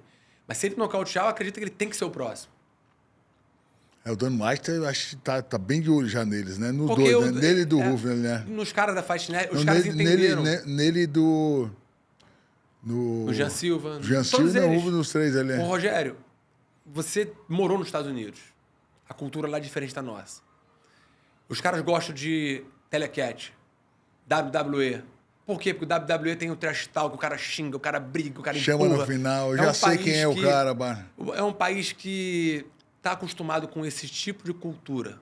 Diferente da nossa. Às vezes o cara, pô, os caras da Fight Nerd não são humildes, não é. São tá todos vendendo um negócio os amores dele. de pessoas educadíssimos, os caras tratam, pô, são gentlemen. Mas ali eles viram realmente personagem porque para aquele produto que tá comprando é o que ele tem que fazer. O pay-per-view do Brasil é irrisório perto do americano. Total. É completamente diferente. Pô, você não é pra acreditar. 10 Quem vezes consome mais. a luta no Brasil é o cara que não quer pagar a luta. O cara quer ver de graça. O cara não vai pagar aqui, não tem aquele costume. Vou pagar para ver a luta. Não tem aquele costume. Essa cultura aqui no Brasil ainda não pegou ainda. Lá não. Lá, pô, quero ver essa luta. Vou pagar para ver essa luta. E o cara vai ver. Pô, o Rogério vai lutar agora a luta de boxe. O cara vai pagar, quer ver aquela luta. Ele vai ver aquela luta, ele vai pagar. E dá um jeito de ir lá, né? Ele vai dar um jeito de ou estar no evento ou pagar para ver. No Brasil ainda tem um pouco de resistência. E às vezes, se ele fosse vender para o público brasileiro esse produto americano, ele vai passar como um cara desumilde. Pô, o cara não é humilde. Não, ele está fazendo um personagem. Que hoje, para o sucesso dos atletas, para os brasileiros poderem entrar no mercado americano, o caminho é esse. Diferente do Japão. Não, e você vê o Caio Borrelli falando inglês, o menino tá falando inglês, tá? Falando inglês. Diferente. Às vezes ele atua como comentarista no LFA, falando em inglês. Já tá lá ele sabe que ele é um produto. Ele é um produto. Então esse produto tem que ser explorado de todas as formas positivas. Porque aquele cara, pô, Caio Borralho, pô, já fica na cabeça. Mas se você for analisar, tem muitos lutadores bons também. Mas quem que tá aparecendo? Quem que tá tendo destaque? Pô, é muito melhor botar o cara pelo cinturão que dá destaque. O maior exemplo disso foi o Conor McGregor. Ele se vendeu, soube se vender. Soube se vender, mostrou dentro do cage. Mas, pô, se você botar no papel... Mesmo sem um título, o cara ainda tá aí, né? Tá aí, é o cara que todo mundo quer lutar. O Poirier falou, quero lutar com o McGregor antes de lutar pelo cinturão, porque com o McGregor era mais rentável. Foi mesmo. Ele aceitou lutar com o McGregor e depois do cinturão. Primeiro o McGregor, depois deu a revanche pro McGregor. Ele tendo vencido, ele deu a revanche. Aí depois ganhou de novo. Aí ele foi pro cinturão, o Charles pegou ele. Caramba, mas ele fez um lutão com o McGregor. Fez lutão, foi 3 lutas dele com o McGregor. Ele perdeu lá no passado no 66, no 70 ele ganhou 2. Então, hoje é aquela coisa, é um produto. Hoje o atleta ele tem que estar se preparando para ser um grande atleta e se preparar para o mercado americano. Porque o mercado americano é um mercado que compra, né? É o que paga. É o que vai... paga, né? Mas o cara falou assim, os Estados Unidos é o shopping do mundo. É o shopping. Compra tudo. Compra. O Brasil, a fazenda, tá mandando. Sim, a gente tem que se adequar. E a China é a fábrica. Sim, pô. A gente tem que se adequar ao que realmente. Você quer lutar no UFC? Pô, dá o que eles querem. dá o que eles querem. Eles querem, compram tudo, né? Eles querem o cara que vai nocautear, o cara que vai finalizar, o cara que fala bem, o cara que vai vender, o cara que vai interagir. Pô, um que tá fazendo muito bem, que, pô, vê que ele pegou a parada é o Moicano. Moicano, Renato cara, Moicano tá pegou. maneiro, As cara. entrevistas do Moicano após a luta são sensacionais. Ele fala pro público americano. E tem o público dele, ele é cristão, Tem o ele tem um público dele. negócio, né? Ele é direito, ele fala daquele jeito pro público dele, Fala pro escolheu. público dele. E o ó, pessoal gosta daquela linha. Tanto é que caiu a luta de cinturão. Porra, primeiro nome é ele, vai. Foi mesmo, cara. Primeiro nome é ele, porque, porra, é o cara que vai interagir, pô, foi lá. Pegou o campeão lá, lutou com o campeão, pô. Perdeu, mas pegou o campeão, Mas lutou com o eu vou te campeão. falar, deve ter nem tido uma semana pra treinar, né? Porque, É, ele tava no card, né? Aí ele foi promovido pra luta principal com o campeão. Ah, é? É, ele foi promovido. Ele tava no card, ele ia lutar uma luta que era mais tranquila, mas... Opa, bate na tua porta. É o cinturão e o número do cinturão é outro, né? Os números são outros. Então... Brincando, fez a grana. Mas tudo isso daí se deve também à forma que ele tá se vendendo, à forma que ele tá se comportando. Ele já tá começando a se vender diferente, né? Tá falando Completamente melhor, né? diferente, tá falando muito bem. Pô, então... É, tá bem conhecido, né? O garoto tá... O mercado hoje precisa disso daí. O pessoal tem que se inspirar. Não é imitar, mas esperar, porque... Vamos lá. Quer mais um pouquinho de... Quero que assim. Eu tava... Sabe que outro dia eu vi, professor, um cara comentar o seguinte, muitas marcas, né? Isso é triste falar, a triste realidade, mas é triste. Mas é a realidade. Né? É triste, mas é a realidade. Tem muitas marcas, né? Que acontece? O marketing esportivo, né? Você começou com esse fenômeno da Nike, que era Adidas e tal. Você viu o filme aquele filme do Michael Jordan, Sim. pô, mostra isso, né? Pô, naquela época, todo mundo queria estar na Adidas. Ele apostou na Nike, ganhando menos do que da Adidas, do contrato da Adidas, porque o cara falou, eu vou subir com você e vou apostar em você e fazer seu marketing. Mais do que dinheiro, vou fazer você vai subir seu estrela. E aí o cara subiu junto com a marca e as marcas começaram a apostar no esporte. Se plugou no esporte e criou esse marketing esportivo daquele fenômeno. E hoje em dia, as marcas elas querem influenciadores. Então, ela quer a imagem do atleta, mas ela quer o cara que fala. Então, aquele cara que realmente tem influência para o cara comprar. Sim. Aí, se o atleta ele for um atleta influenciador, um cara que, de alguma forma, ele se comunica, isso é ótimo, porque ela quer um atleta que tenha, de alguma forma, quantos seguidores você tem? Você tem uma influência de falar e vender algum produto? Isso aí criou-se os atletas influenciadores. Sim. É claro que toda regra tem uma exceção. Toda regra tem uma exceção. O caminho é exatamente esse. Mas, vamos lá. Um cara que fala muito bem, mas ele é muito mal visto, até pelos americanos. Colby Covington. Ele é muito mal visto. Ele fala bem, mas o cara só fala besteira. E um cara que não fala nada, mas é carismático pra caramba e é um monstro, é o Poatan. O Poatan vira, chama. Já é o suficiente. Já criou uma marca, já criou um bordão, que é o mundo inteiro. Chama. Ele não fala inglês. Ele criou uma coisa que só um cara que eu me recordo que tinha esse poder que o Poatan tem, que era o Fedor. O Fedor não falava inglês. Falava não. Era só russo, não falava nada, não interagia, era aquela cara ali. Resolvia o problema de tão eficiente que... Mas ele era eficiente, era um cara frio, era um cara que estava ali, não tinha expressão de nada. O cara ganhou o título mundial, ele fazia isso aqui. Parecia que ele estava indo, acordou agora. Então, dois caras muito carismáticos, mas que... É aquela coisa do carisma, né? Então, tem uma coisa que... Mas quem não tem esse carisma, pô, você não pode contar com... É a mesma coisa, você vai usar exemplo, eu sou jogador de futebol, você vai ser igual o Messi, igual o Pelé, igual o Maradona? Pô, peraí, esses caras são únicos. O Fedor era único. O Poatan é único. Pô, cada um ali é diferente. Normalmente, a gente está dando com pessoas, não estou falando que são piores, mas dentro do normal. O cara tem que ter essa questão da comunicação e ele tem que ter aquela coisa estreita entre ele e o público.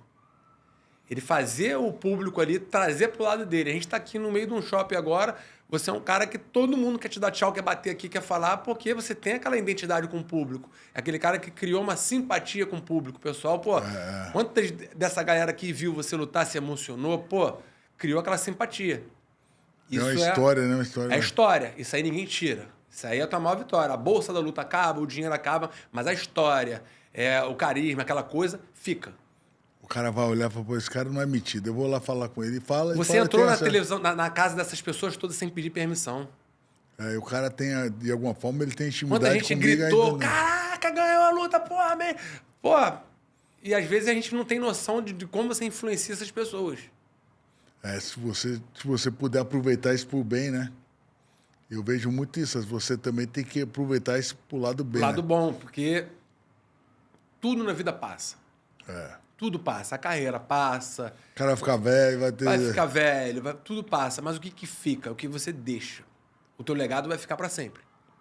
O legado dos grandes campeões vai ficar para sempre. Tem grandes campeões que vai ter o legado de sempre ser uma pessoa que todo mundo que fala muito bem.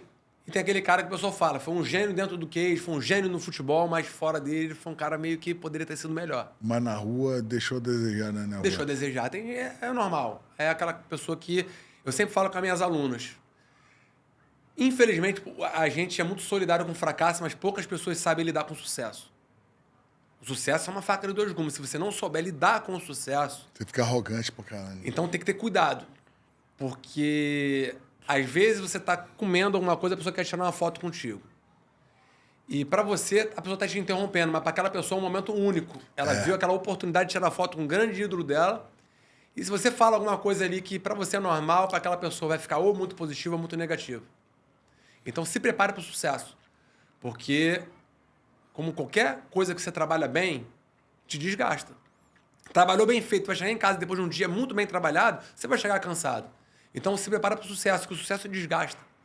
Eu já falei com atleta chegar assim, chega num lugar e 10, 20, 30 fotos, o cara, meu irmão, não tem como comer, né? Meu irmão, deixa eu falar.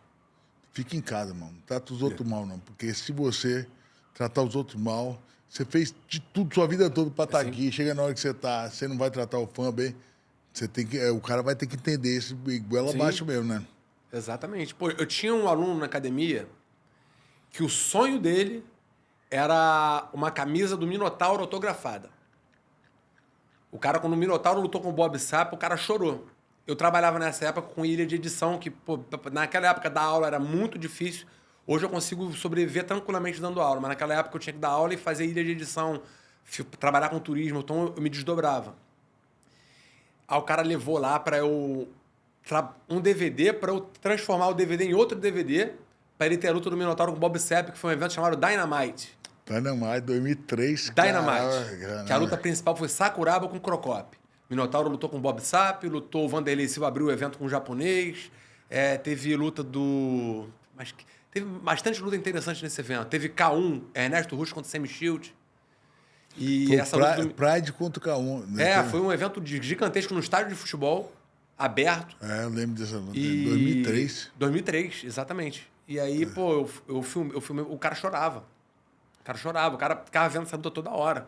Falei, cara, eu não aguento mais ver essa luta. Eu tô com medo de ver essa luta aqui. Na hora que o Bob Sapp dá o pilão no Minotauro, eu tô com medo dele apagar, meu irmão. Tô com medo dele morrer. Já sabendo o resultado dele. Porra, era uma luta que dava agonia. Duas lutas que deu agonia. Foi dele com o Crocop e dele com o Bob Sapp.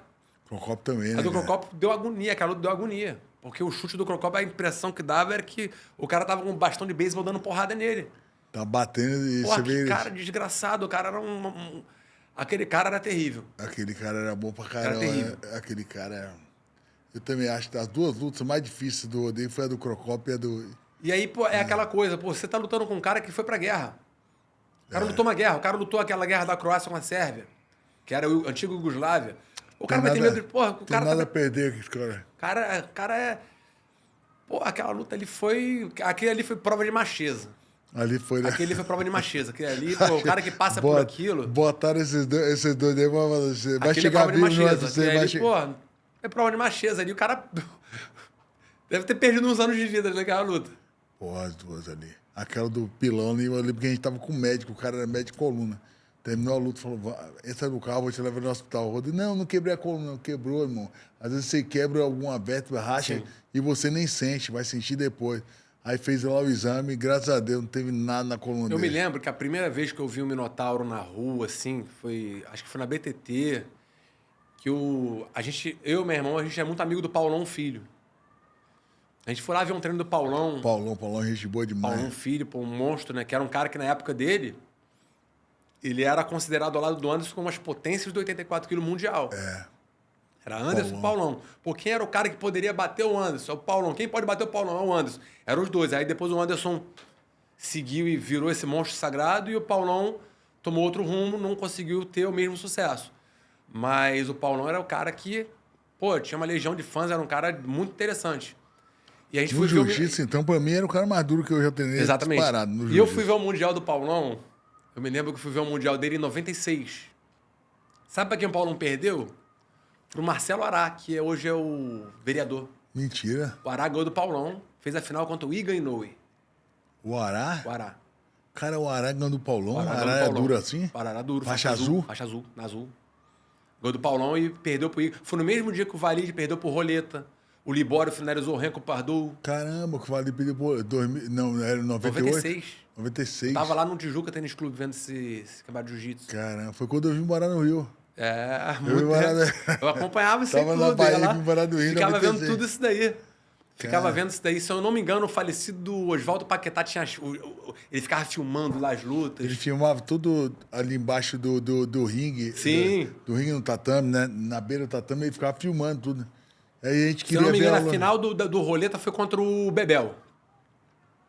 Foi contra o Bebel. Contra o Bebel. Bebel Duarte. Foi. A final do Ele Mundial. ganhou do Valide e depois Ele ganhou do Bebel. Valide e tirou o Bebel na final. A Mauri foi campeão, gol do Fábio Gurgel na final do Absoluto. Do Absoluto. Só os caras lutando ali, os caras da antiga ali, que era a parada... Royler Gracie campeão. O Royler também o Royler ganhava daquela Ganhava época. tudo. Saulo Ribeiro também lutando naquela época. Saulo foi mais em 97, 98. Mas eu ia ver os campeonatos de jiu-jitsu, adorava ver os campeonatos de jiu-jitsu. Mas o que eu ia falar, na verdade, era quando eu vi o Minotauro a primeira vez, eu falei, caraca, o cara é grande pra cacete. Eu não quero imaginar como é que é esse Bob Sapp. Porque o Minotauro ficou pequeno perto do Bob Sapp. Ficou pequeno. Ficou pequeno, parecia uma criança com um adulto. Eu falei, pô, o cara é grande pra cacete. Imagina como é que deve ser o Bob Sapp pessoalmente. O Bob Sapp tinha 2 metros, bicho. Pô, não dava, não, pô. E naquela época ele tava... 170 quilos. E devia estar cheio de suquinho dentro daquele corpo ali. O Rodrigo com 102 dava o dobro. Não, dava o dobro, do dava o tamanho. dobro, dava o dobro. Dava o dobro. Pô, foi muito maneiro, cara. E foi uma época, eu acho que a galera que não viveu, foi uma época que o cara tinha tanta confiança que eu acho que ele treinava tanto, o Rodrigo, né? Passou depois do Bob Sapp, ele falou, não perca mais vai ninguém. Você tinha uma confiança, um negócio, né? Isso é uma coisa que eu ouvia muito do Paulão isso, né? Ele falava isso com a gente lá, né? E eu guardei isso porque, talvez ele nem lembre, mas ele falava que quando ele estava no Pride, ele tinha que estar preparado para lutar dentro e fora. Porque tinha aquela rivalidade BTT e chutebox. E vocês estavam lutando direto. BTT ganhava, chutebox ganhava, BTT ganhava. E teve aquele caso que teve do café da manhã do Arona com o Vanderlei, que eles se entenderam. E ali, tipo assim... Isso aí, se eu não me engano, foi 2003, 2002. Dessa época. Um negócio desse aí. E aí ele falava, era dentro e fora. Ele disse que uma vez ele entrou no elevador, que ele ia entrar no elevador, aí estava o Vanderlei dentro. Aí ele entrou, aí eles ficaram assim, ele não virou de costa. Aí quando parou no andar, ele recuou, a porta fechou, mas aquele clima tenso o tempo inteiro. Até chegar o momento que vocês tinham que ficar em hotéis separados. Aí eu não sei se... Foi. Tinha que ficar em hotel separado, porque o troço tomou a proporção. Separou, porque nem não se falava, onde se via atravessar. E aí acho que amenizou depois que o Ninja tinha lutado contra o Kevin Handleman, que ele se machucou, e o Zé Mário deu o lugar da primeira classe pra ele. Foi isso mesmo? Isso que foi falado. Mas né? eu acho que o Ninja tinha ganhado do Zé Mário. Então, aí ele perdeu pro Kevin Handleman, mas se machucou muito. O Zé Mário estava na primeira classe, acho que ele pediu para alguém botar o Ninja na primeira classe, que ele estava mal, e a partir dali deu uma amenizada nos ânimos. Amenizada assim, nível de não brigar na rua, né? Mas não se gostava. No cage ali, o troço era sério. Ninguém queria perder uma luta pra chutebox. Então falasse, pô, meu irmão, pra lutar chutebox, o cara ficava um ano treinando. Não, o negócio era sério ali. Mas quem ganhou? Mas todo mundo saiu ganhando. Foi esporte, né, cara? Todo mundo saiu ganhando. O japonês ganhou dinheiro pra caramba com essa rivalidade. A rivalidade foi maravilhosa, só teve lutão. Tinha aquele negócio, não posso perder pra eles não podem perder pra vocês. Ficou uma parada muito... E só teve clássico. Tinha vários clássicos. Só teve clássico. Vanderlei e Arona, 2 lutas. Aí, pô, a tua com o Shogun, pra mim, foi uma das melhores da história do Pride. E essa luta não é eu que tô falando. Essa luta, pela grande mídia, tá entre as 5 maiores lutas do Pride. A luta foi 20 minutos que não teve uma pausa. Não teve um momento que um vai cozinhar a luta. Não teve. Não teve E o pessoal falava antes da luta, eu me lembro. Minotauro tem vantagem no chão, o Shogun tem vantagem em pé. Aí na hora da luta foi o contrário. Você teve Foi vantagem em contrário. pé e a vantagem dele foi te botando pra baixo ali. Botou pra baixo, é. Então mudou completamente a estratégia durante a luta, comportamento, postura, mas se degladiaram. Foi uma pena, porque eu achava que a luta deveria ser a final do GP. Deveria ter sido a final, é isso Deveria ter sido mesmo. a final. Vocês pegaram muito Foi a cedo. segunda luta do GP. Segunda luta do GP. Porque eles fizeram uma luta pré-GP, né? Que foi eu com o Overeem. Eu passei o Overeem e depois o Overeem ainda veio de repescagem ainda. Ainda colocaram É, no o GP. pré-GP, aí depois teve o GP. No GP você pegou o Dan Henderson, Da Renzo, é. que também botaram muito cedo, que tinha que ser depois também. O Dan Henderson não podia ter sido eliminado de primeira, porque ia ficar melhor. Aí você tirou o Dan Henderson e finalizou no armlock. Primeiro round. Foi do primeiro round. Que eu me lembro que quando o Minotauro entrou pra comemorar contigo, tu já começou a suar o nariz na camisa dele. Já acertou no Tava socão. fudido, daí pegou um... Pegou um porradão. E aquele cara Pegou uma tinha bomba dinamite na mão. velho. Arregaçou meu nariz ali, né? Aí o Wolverine tirou o Igor Ele Wolfchanch. tinha uma mão, velho. Não, o Wolverine nesse dia tirou o Vitor. Vitor Finalizou o Belfort. Vitor na guilhotina. Na guilhotina. Depois pô. ele pegou o Wolfchanch na guilhotina. Aí perdeu pro Shogun. Perdeu o jogo na Semifinal. Na semifinal. E o Arona se degladiou com o Vanderlei e a final foi o Shogun e Arona. Foi o Shogun em Arona e o Shogun pegou o Arona já mais cansado, né? É, porque ali foi uma guerra e o Shogun passou uns perrengues com o Wolverine também. Mas ele apertou no Mas momento acho que foi no certo. primeiro round. Primeiro round. Não foi o primeiro round Primeiro que ele já round. botou E a o luta Shogun? e também tem aquela coisa, né? Na grande mídia viu o Vanderlei como uma grande estrela e o Shogun um cara que tava chegando. Quando o Arona tira o Vanderlei, tipo, não é o que isso é a minha visão de fora. A impressão que dá é tipo assim, o meu papel eu fiz. Eu tirei o cara deles. Até quando acaba a luta, o Arona dá um gritão na cara do Vanderlei, ele já dá aquele desentendimento. Fiz o meu papel, agora é a final. Na final, você via que o clima do Arona com o Shogun era outro. Não era aquela coisa de olho no olho, era uma coisa tipo aperto de mão. Lutaram. Talvez o Shogun entrou com mais gana ali, porque... Tô com raiva que tinha tirado o Vanderlei, né? E o Shogun tava muito bem, né? Tava muito bem. De gás, principalmente, né? Gás, estava... Era muito jovem. Tava com uma experiência boa. É um cara também muito humilde. Ele mais ou menos, era a versão daquela época dos caras da Fight Nerd. Porque era um cara completo em pé, no chão, grappling. E ele era um cara que respeitava a estratégia. Ele não era no orgulho. Pô, ele tava tomando atraso teu, ele não pensou duas vezes, vamos mudar o nível da luta. É, vou jogar pra Mas baixo. tinha lutador ali que não ia mudar o nível da luta, você ia nocautear. Ia Nocautear, ia pegar a primeira, segunda, terceira mão e ia cair, porque faltou pouco. É, ele bambeou várias Faltou vezes. pouco. Né? E é mérito do cara, porque aquele cruzado de direita que você deu saindo, que pegou aqui, que ele desceu. Esse cara levantou. Ali foi. Levantou Ali ainda. ele levantou voltou e- pra lutar ainda mesmo. Levantou, mesmo voltou, round. foi mérito do cara ali. Realmente, se pegasse um pouquinho mais embaixo, ele ia embora. É, não, ali, pô, não acreditei. Que o negócio. O cara tava bem ainda na luta, depois do knockdown. O mesmo round já tá trocando comigo. Já tava de novo. trocando, ali. O Pride exigia muito disso, né? Porque como era corda, vocês não podiam. Vocês não ganhavam tempo na grade. Chegou na grade, ele separa um pouquinho, vai pro meio de novo. Então era Não, muito o juiz toda break, break. tirava. Então era muita dinâmica. O Costa ringue favorece é, muito esse tipo de E era um regra. round de 10 e 2 de 2 de 5, mais de um round de 10 minutos. Corrido. É o round infinito. Corrido. Pá, mas... É o round infinito, Pô, é. se o cara voltasse pro segundo round e não tivesse bem de gás, mano. E- Porra, lutar um round de 10, mano. E no próprio Pride mesmo, você falando de round de 10, eu me lembro da luta do Royce com o Sakuraba, que era round de 15 até um desistir. Foi? Foi 1h30 de luta. O Royce com o Sakuraba? Royce com o Sakuraba. O Pois Royce é. tinha uma cláusula que ele falava que a luta com tempo curto prejudicava o estilo Gracie. Então tinha que ser uma luta com tempo maior, sem limite de tempo. Então E foi todo até mundo... o final essa luta? Não, o Sakuraba venceu o Royce, o Horion jogou a toalha. O Sakuraba começou a minar a perna dele, chute na perna, chute na perna, chute na perna. Ele perdeu a base. Quando ele sentou do sexto pro sétimo round, parou a luta. E o Sakuraba voltou pra semifinal e fez com o Igor 15 minutos. Caramba. Igor Wolfchanch.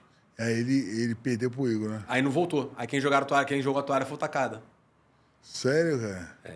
E aí que foi o Igor Wolfchanch com Com o o Mark Coleman. Coleman. Caramba, os caras juntaram um GP de pesado. Botaram o GP de pesado. O Sakuraba era muito doido. Era né? brabo demais. Era brabo Hã? demais. Brabo O demais. bicho era muito doido. Japinha, cara. Bicho ele... E tinha aquela lenda que o pessoal... Aí você, com certeza, vai saber explicar. Diziam que o Sakuraba ficava no vestiário fumando. Fumando Cara, cigarrinho. eu ouvi falar que ele fumava na noite. É, Uma o- cachaçinha fumava na O noite. pessoal falava que ele gostava no cigarrinho. Mas no vestiário não vi. É, não. o pessoal falava do vestiário dele que gostava no cigarrinho. Quem fuma também é o Carlos Prates. O Carlos Pratt eu vi, cara. Fumante, é. Gosta de um cigarrinho. Mas fuma antes da luta? Aí eu não sei, mas eu sei que tem um comentário lá e tem as grandes mídias especializadas que falam que ele gosta de um cigarrinho. Cara, eu vi essa parada, eu até brinquei, né? O Carlos Prates agora tá com Minotauro de dentro, né? Sim. Aí eu zoei o dele, falei, aí eu cigarrinho. Porra, o bicho é muito doido. E vou te falar, e fuma e luta e tem um gás do cara. Cara, o pessoal costuma ter um termo na academia que a gente fala que o cara que tá sem gás tem gás de fumante. Tem que mudar. Vai ter que mudar esse termo agora, porque o Carlos Prates tem um gás de fumante que é bem interessante o gás dele. Meu irmão, pô, o bicho é um monstro, O cara. cara é um monstro, cara. O cara tem umas coisas que às vezes Deus faz e joga a fórmula fora, né? Não é, o cara é muito Talvez brabo. ele seja um desses caras que Deus fez ali e joga a fórmula fora E você vê que fisicamente nele, o cara é magro, né, cara? Magro. E uma potência no golpe, né, É cara? uma potência, é uma precisão, né? A potência, precisão. ele joga o direto pra baixo, A precisão né? dele é... Diretozinho dele mesmo. É preciso. Ele joga aquele golpe com endereço. É igual que a gente tava falando do Potan. Joga no endereço ali que Confiante, vai né? confiante. Muita técnica também, né? Muitos anos, né? Muita técnica. Aquela coisa também está sendo muito bem assessorado, está sendo muito bem treinado. Tem um cara lá que está dando aula de trocação lá, que eu sou fã desde a época que ele lutava antigamente, que é o Flávio Álvaro, que é um cara que já lutou até Rio Heroes, na época, aqueles eventos fechados. É um cara brabíssimo, um cara muito inteligente, um cara que, pô, entende dentro e fora. De trocação e saca defesa de queda. Saca. E se eu não me engano, o MMA, Carlos né? Prates, ele foi formado pelo Cris, marido da Calindra. Se eu não me engano, acho que ele foi formado pelo Cris, marido da Calindra. Que também é uma fera brabíssima também. Então, Bom também, né? Bom demais. Então, a galera... É o que eu tava falando, o Brasil é muito potente, é muito... se tiver uma coisa de mais organização, a galera trabalhar com mais organização, que é a palavra certa, eu acho que a gente ia ampliar muito mais o nosso domínio no MMA. No MMA, né? Eu acredito que o Brasil ainda é a potência número 1. É número 1, né? Eu acho que hoje, com a estrutura que a gente tem, conseguir fazer o que a gente faz no UFC, né? Tá sempre nas cabeças ali que, assim, a gente tem uma estrutura boa aqui, né? Você que tá aqui na Academia do Feijão, aí tem acesso à RFT, tem acesso, né, Nova União, essas academias, sim. Mas o Brasil, né, gigante, tem gente que tem sem acesso nenhum, né? Até o cara chegar até aqui. Até chegar desiste ou se perde no meio do caminho. Nesses grandes centros, né? Ou conhece pessoas, às vezes, que não fazem tão bem pro esporte e te levam para um caminho e queima teu cartel. Porque tem muito treinador, infelizmente, né? Isso aí não é eu que estou falando, essas são as estatísticas que tá falando, não sou eu. Tem muito treinador que se deslumbra, às vezes, com uma bolsa alta. E, às vezes, a luta é péssima. Às vezes, a luta é péssima, mas tem uma bolsa muito alta. Então, você pensa a curto prazo. Não tá na hora, né? Ainda não tá na hora. Aí vem aquele pensamento. Não, você é lutador, você tem que lutar com quem tiver que lutar. Beleza, você luta com quem tiver que lutar, mas na hora certa. Você vai pegar essa luta agora pra quê? Pra que você vai essa luta agora? Pra aparecer na televisão? Porque vai ganhar uma bolsa que vai acabar esse dinheiro e vai jogar a tua carreira? Porque, às vezes, uma derrota te afasta. A derrota não é o fim, mas às vezes, pô, você perde, você vai ganhar, você vai perder. Mas se entrar naquela coisa da igualdade de condição, ela é muito importante. Por isso que é muito bom estar bem assessorado. E aí uma equipe, igual você falou, a própria RFT, a KO Squad, a Nova União, a Fight Nerds, a equipe do Diego Lima, a Shootbox do Diego Lima, a própria Brazilian Top Team, você não vai ver nenhuma equipe dessa pegar um grande diamante e queimar cartucho. Você não vai ver. Você vai ver treinadores inteligentes e pacientes que vai saber jogar o xadrez. Opa, peraí, eu tenho esse cara aqui, mas pra essa luta agora não. Vamos dar essa luta pra ele. Agora eu dou o teste, vai. E aí por isso que essas equipes continuam crescendo e exportando atletas pro mundo. Coisa que outras equipes às vezes pensam que aquela chance seria a única. E não é. Tem paciência pra escolher. É um jogo de paciência. As coisas aconteceram pra você, de certa forma, demorado, e você passou degrau por degrau. Você teve que lutar uma luta por luta até chegar onde você chegou. Não é simplesmente assim, chega e vai. Passa pelas etapas. Pô, o teu irmão, para chegar no nível de ser campeão do Pride, a meu ver aqui, ele entrou como campeão do Rings, que ele teve que vencer 4 lutas num... Ele vencia 2 lutas num bloco e depois passava para um GP de 3. Mas isso foi 3 anos. Pegou o Valentim Overeem, pegou aquele tal de Volkhan, que era um cara da equipe do Fedor. Gigante. Pegou o Tamura. Aí pegou... Vai finalizando esses caras todinho. Aí chega no Pride, pega o Gary Goodrich, passa pelo Mark Coleman, luta com o Rich Herring pelo cinturão. Depois pega Bob Sapp, pega Sammy Shield, aí aparece o Fedor. Aí depois luta com o Crocop pelo inteirinho. Olha só o trajeto. Olha só o trajeto. Não é simplesmente chega aqui e luta pelo cinturão. Teve muita luta dura. É muita luta, é muita pancada, é muita dificuldade, é muita história nos bastidores que a gente sabe, que o pessoal não sabe. Ah, pô, cara, disseram que teve luta do teu irmão que ele viajou em pé, que ele não conseguia sentar. Da coluna fudida. Coluna fudida. Pô, isso aí o pessoal... E realmente a primeira acontece. que ele perdeu pro Fedor. Ele tava... Isso realmente acontece. Você vê caras machucados. A primeira machucados, do Fedor era pra ter cancelado ele, lutou. Ele não tava lutou, e dava pra ver que ele não tava bem ali. Dava pra ver que ele não tava bem. A cara dele, o semblante não tava bem. Ali era realmente, vou cumprir um contrato. Teve uma luta que foi até falado, o Fujita contra o Mark Coleman no GP. Ele teve que entrar pra não perder a bolsa. Se ele não entrasse, aí ele entrou em queda e jogaram a toalha. 7 segundos de luta. Ele entrou pra não perder a bolsa. Aí bem que eu achei estranho ele perder pro Fujita, né? Ele entrou... O Fujita perdeu. Ele entrou em queda e acabou a luta. O Fujita tinha lutado com o Marquet e ganhou do Kerr. Se machucou. Mas se ele não voltasse para fazer a segunda luta, ele perderia a bolsa. E a bolsa era uma bolsa bem alta. Aí ele entrou e entregou a luta. O Fujita que entregou, Entregou. Né? Semifinal do GP de 2000. Caralho, me lembro, Você vê, né? As coisas acontecem estranhas, mas o cara tá ali no esforço, né? Ali no esforço, o cara vai lá, compra um contrato. Pô, o cara trabalha tanto para ter aquela bolsa, conta que aquele dinheiro ganhou a luta. Pô, peraí, eu ganhei a primeira luta, eu não vou ganhar meu dinheiro por causa disso. Peraí, então beleza, eu vou lá cumprir a luta. Também não vou lutar. Vai lá, entrega, acabou. Isso acontece. Professor, chegando no nosso time aqui. Valeu, obrigado por ter vindo aí, viu? O bate-papo foi ótimo. A gente pôde falar bastante desse... Dá pra gente fazer mais, hein? Dá pra fazer mais, tem Vamos muita voltar história, aqui, tem muita história, né? Tem muitas perguntas que eu tava aqui no meu... Eu boto aqui meu celular, não consulto na hora, né? Mas muita coisa eu notei que dava pra ter perguntado, mas eu acho que vai ter tempo, né? Voltar aqui A gente tá mais próximo do que nunca agora, né? Porque o Rogério tá sempre ativo, né? Então tá lá sempre na academia batendo saco, fazendo os sparringzinhos, né? E agora eu vou lutar essa luta de boxe. Vai lutar agora a luta de boxe aí, né? E o Tadala, pô, abre o olho, meu irmão, que o cara tava treinando com o Poatan, mano. Tava treinando com o Poatan. E, ó, quem viu ali, viu que o treino foi ali, ó. Tadala se prepara, Tadala. Eu acho que ele tá cutucando onça com vara curta, mano. Pô, eu tava quieto, Tadala. Pô, é aquele tipo de coisa, pô, tu vai no bar e mexe com o cara errado, mano. Pô, Tadala tava quieto, Tadala. Pô, não faz isso comigo, Tadala. Vou ter que lutar sério contigo, hein? Recado tá dado. Patrocínio 7k.bet.br. Aposta na emoção, aposta de 7k. Valeu, mestre. Valeu. Obrigado, viu? Até a próxima aí. Até a próxima. Tamo junto.